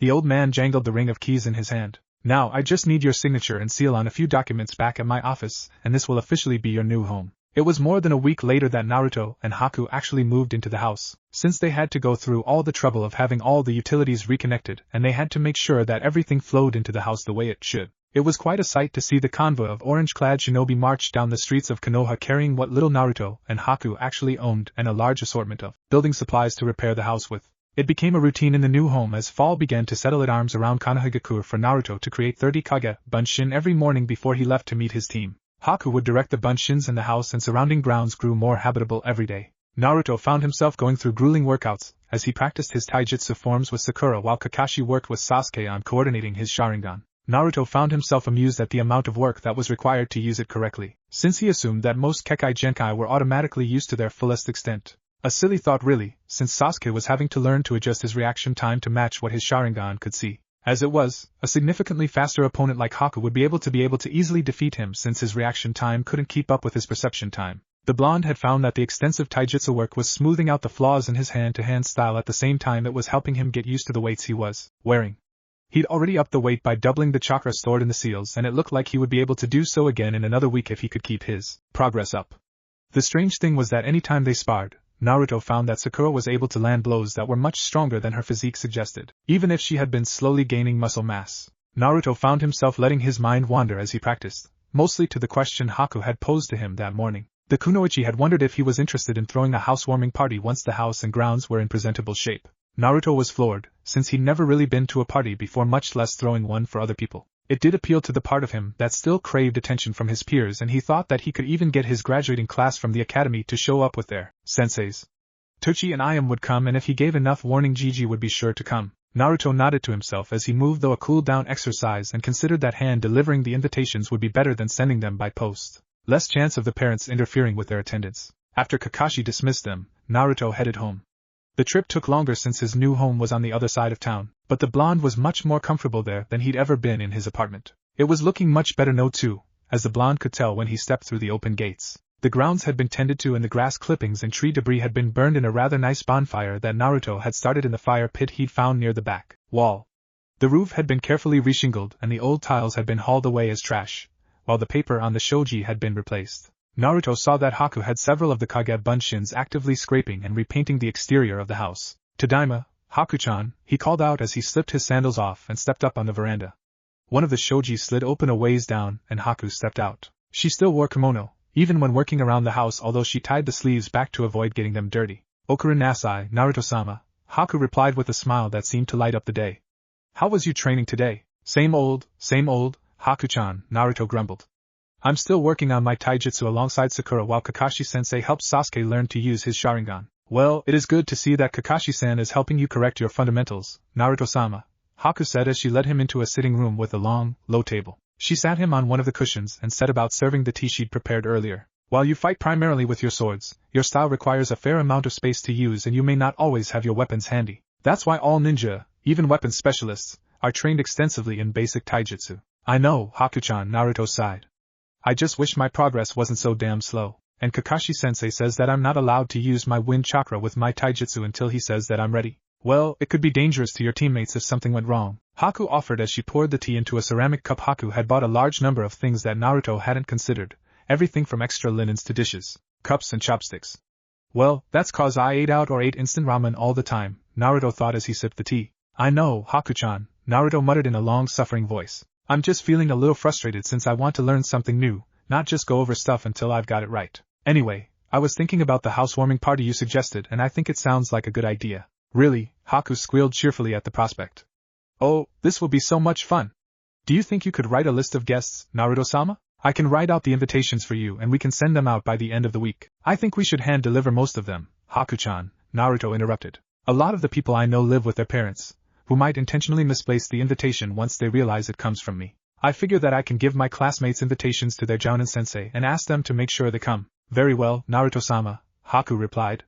Dinner shall be ready in a half hour and before you ask, we're not having ramen tonight. Naruto grumbled, but he gave Haku a smile. While he missed eating ramen, the kunoichi had a way of cooking that even made vegetables, his mortal enemies, actually edible. Besides, it was nice to have someone there to worry about him like she did, even if she tended to spoil him a bit. 2 weeks later, the house and grounds were pretty much as groomed and repaired as they were likely to get. The Kyuubi festival, and Naruto's birthday, was 2 days away and the day of the part had arrived. Naruto had given his team their invitations and Kakashi had practically ordered the other 2 genin to attend as a team bonding exercise. Asuma and Kurenai had agreed to pass the invitations along to their teams and it was likely they would attend, while Iruka had agreed to come immediately. Tucci and Ayam had said they would close at Chiraku's early and visit their favorite customer in his new home. Sandame Gigi had been pleased to be invited and had promised to bring Konohamaru and his friends, Moegi and Udan, along to the party. Naruto had never realized all of the preparations that a party this size would require. Everything from the leaning to buying extra food to getting some new clothes. Haku had insisted that he wear yukata as the host of the party, and Naruto had grudgingly agreed when she gave him a glimpse of what he realized would be her most devastating weapon ever, her puppy dog eyes. All she had to do was widen her eyes, let them tear up a little and stick her lip out a bit trembling, and Naruto found himself caving instantly. At least she bought me a good one, Naruto thought as he examined the yukata he was getting ready to put on. It was a dark shade of orange with his namesake fish cakes as the pattern, both of which combined to make the blonde fall in love with the garment. The guests were due to start arriving around 3 in the afternoon, and Haku had planned to serve dinner at 6, although plenty of hours would be set out for people like Chuji who felt the need to eat constantly. Naruto had a trio of Kage Bunshins helping out in the kitchen, since it wasn't fair to put the burden of cooking for all of them solely on Haku's shoulders. The blonde dressed quickly and headed out into the room they were going to use for the party, giving everything a last check to make sure that all the food and beverages were set out. The ringing of the bell at the front gate made Naruto jump a little in surprise before he all but ran to let the first of the guests into the house. Iruka-sensei, Tuchiya-san, I am Nichin, it's good to see you, Naruto beamed with a brilliant smile. Please come inside. This is an impressive place, Naruto-kun and Ayam said as the 3 of them came into the compound. I never imagined that you'd have someplace like this so soon. She'd right, Naruto, Tuchi said with a grin. You're making an old man proud, although we don't see you as often as we used to. I'd be willing to bet that's Haku-san's influence, Iruka added with a fond smile for his favorite student. She seems to be responsible for a lot of changes in our little hellion. Hey, I'm standing right here Naruto protested grumpily. Anyway, you're the first to arrive, so how about I give you a little tour? The blonde couldn't help wanting to show off a little for these 3, since they were the closest the boy had ever had to a family. He took Ayam by the hand and proceeded to show them around the house. The next group to arrive was Team 8, who'd all arrived together. It was kind of odd to see Kiba and Shino wear something other than their usual jackets, but Hinata and Kurenai looked comfortable in their yukatas. Naruto had barely greeted them and shown them to the party room when the bell rang again, signaling the arrival of Team 10 and Sakura. Naruto found himself having to create a bunshin to guide them in as the Hokage arrived along with the 3 children. Naruto Nizan, Konohamaru called out, running ahead of his grandfather and friends. Yo, brat, Naruto replied with a grin, drawing a mock growl from the boy as he turned away to greet the Sandaime. Yo, Gigi. I'm glad you could come. I was worried the towers of paperwork had fallen and buried you at your desk. Not yet, Naruto, although there are days where I'm worried that it will happen, the Sandaime admitted as he ushered Udan and Moegi forward. He was wearing his usual robes, but the kids had been forced into yukatas by their parents. Besides, I have to admit that I'm curious to see how well everything turned out. Well, come on then, Naruto waved everyone in. Only Sasuke team and Kakashi-sensei haven't shown up yet. Not that it really surprises me, even if I did tell Kakashi-sensei to be here an hour ago. So you've caught on to the trick of dealing with him too, eh? The Hokage chuckled as he followed the blonde into compound and looked around the grounds in approval. It took a lot of work to get everything back in shape, Naruto explained as they walked around the building. Luckily I can make myself into a one-man workforce. Wow, Naruto Nizan, this place is awesome, Konohamaru said enthusiastically. Do you have your own training ground? Yep, it's outside the rear of the compound, the blonde replied proudly. Anyways, we should get inside before Tsuji eats all of the snacks. As Naruto showed the group inside where the rest of the party's guests were, the bell rang again. The blonde hurried off to the gate and found Kakashi holding Sasuke by the scruff of his neck. The blonde had to fight the urge to snicker at the Uchiha as the Jounin said, "Sorry, I'm late, but I had to go and find this stray kitten and various things happened along the way. Please come in," Naruto said as formally as he could, proud that his voice didn't waver even once with laughter. The Jounin stepped inside and set the broody boy down as the blonde closed the gate behind them. "This way please.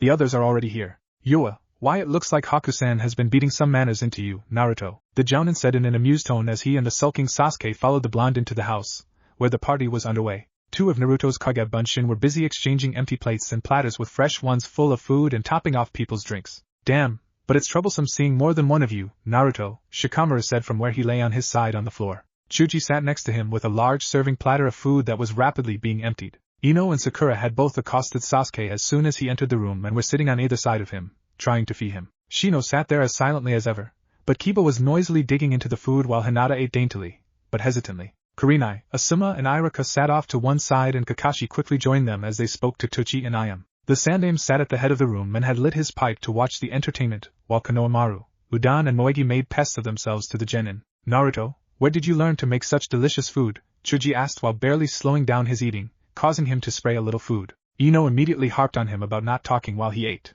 "I only helped a little bit," Naruto admitted while scratching the back of his head. "Haku-chan was the one who did most of the cooking.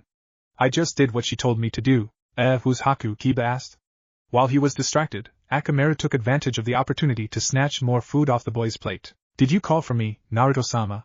Haku asked as she opened the door from the kitchen and entered the room. Half the jaws in the room dropped in surprise, while the people who had already met her looked on in amusement. "Ah, good timing, Haku-chan," Naruto replied cheerfully. "Everyone, this is Haku-chan. She came back with us from Nami no Kuni last month." "Haku-chan, you've already met Gigi, Kakashi-sensei, Sakura and Sasuke team. This is Tsuchiyasen and I am Nichin from Ichiraku Ramen. It's a pleasure to meet the people who have taken such good care of Naruto-sama," Haku said as she knelt gracefully and gave the flustered pair a formal bow. "Ah, please, you're embarrassing me," Tsuchi said with a blush.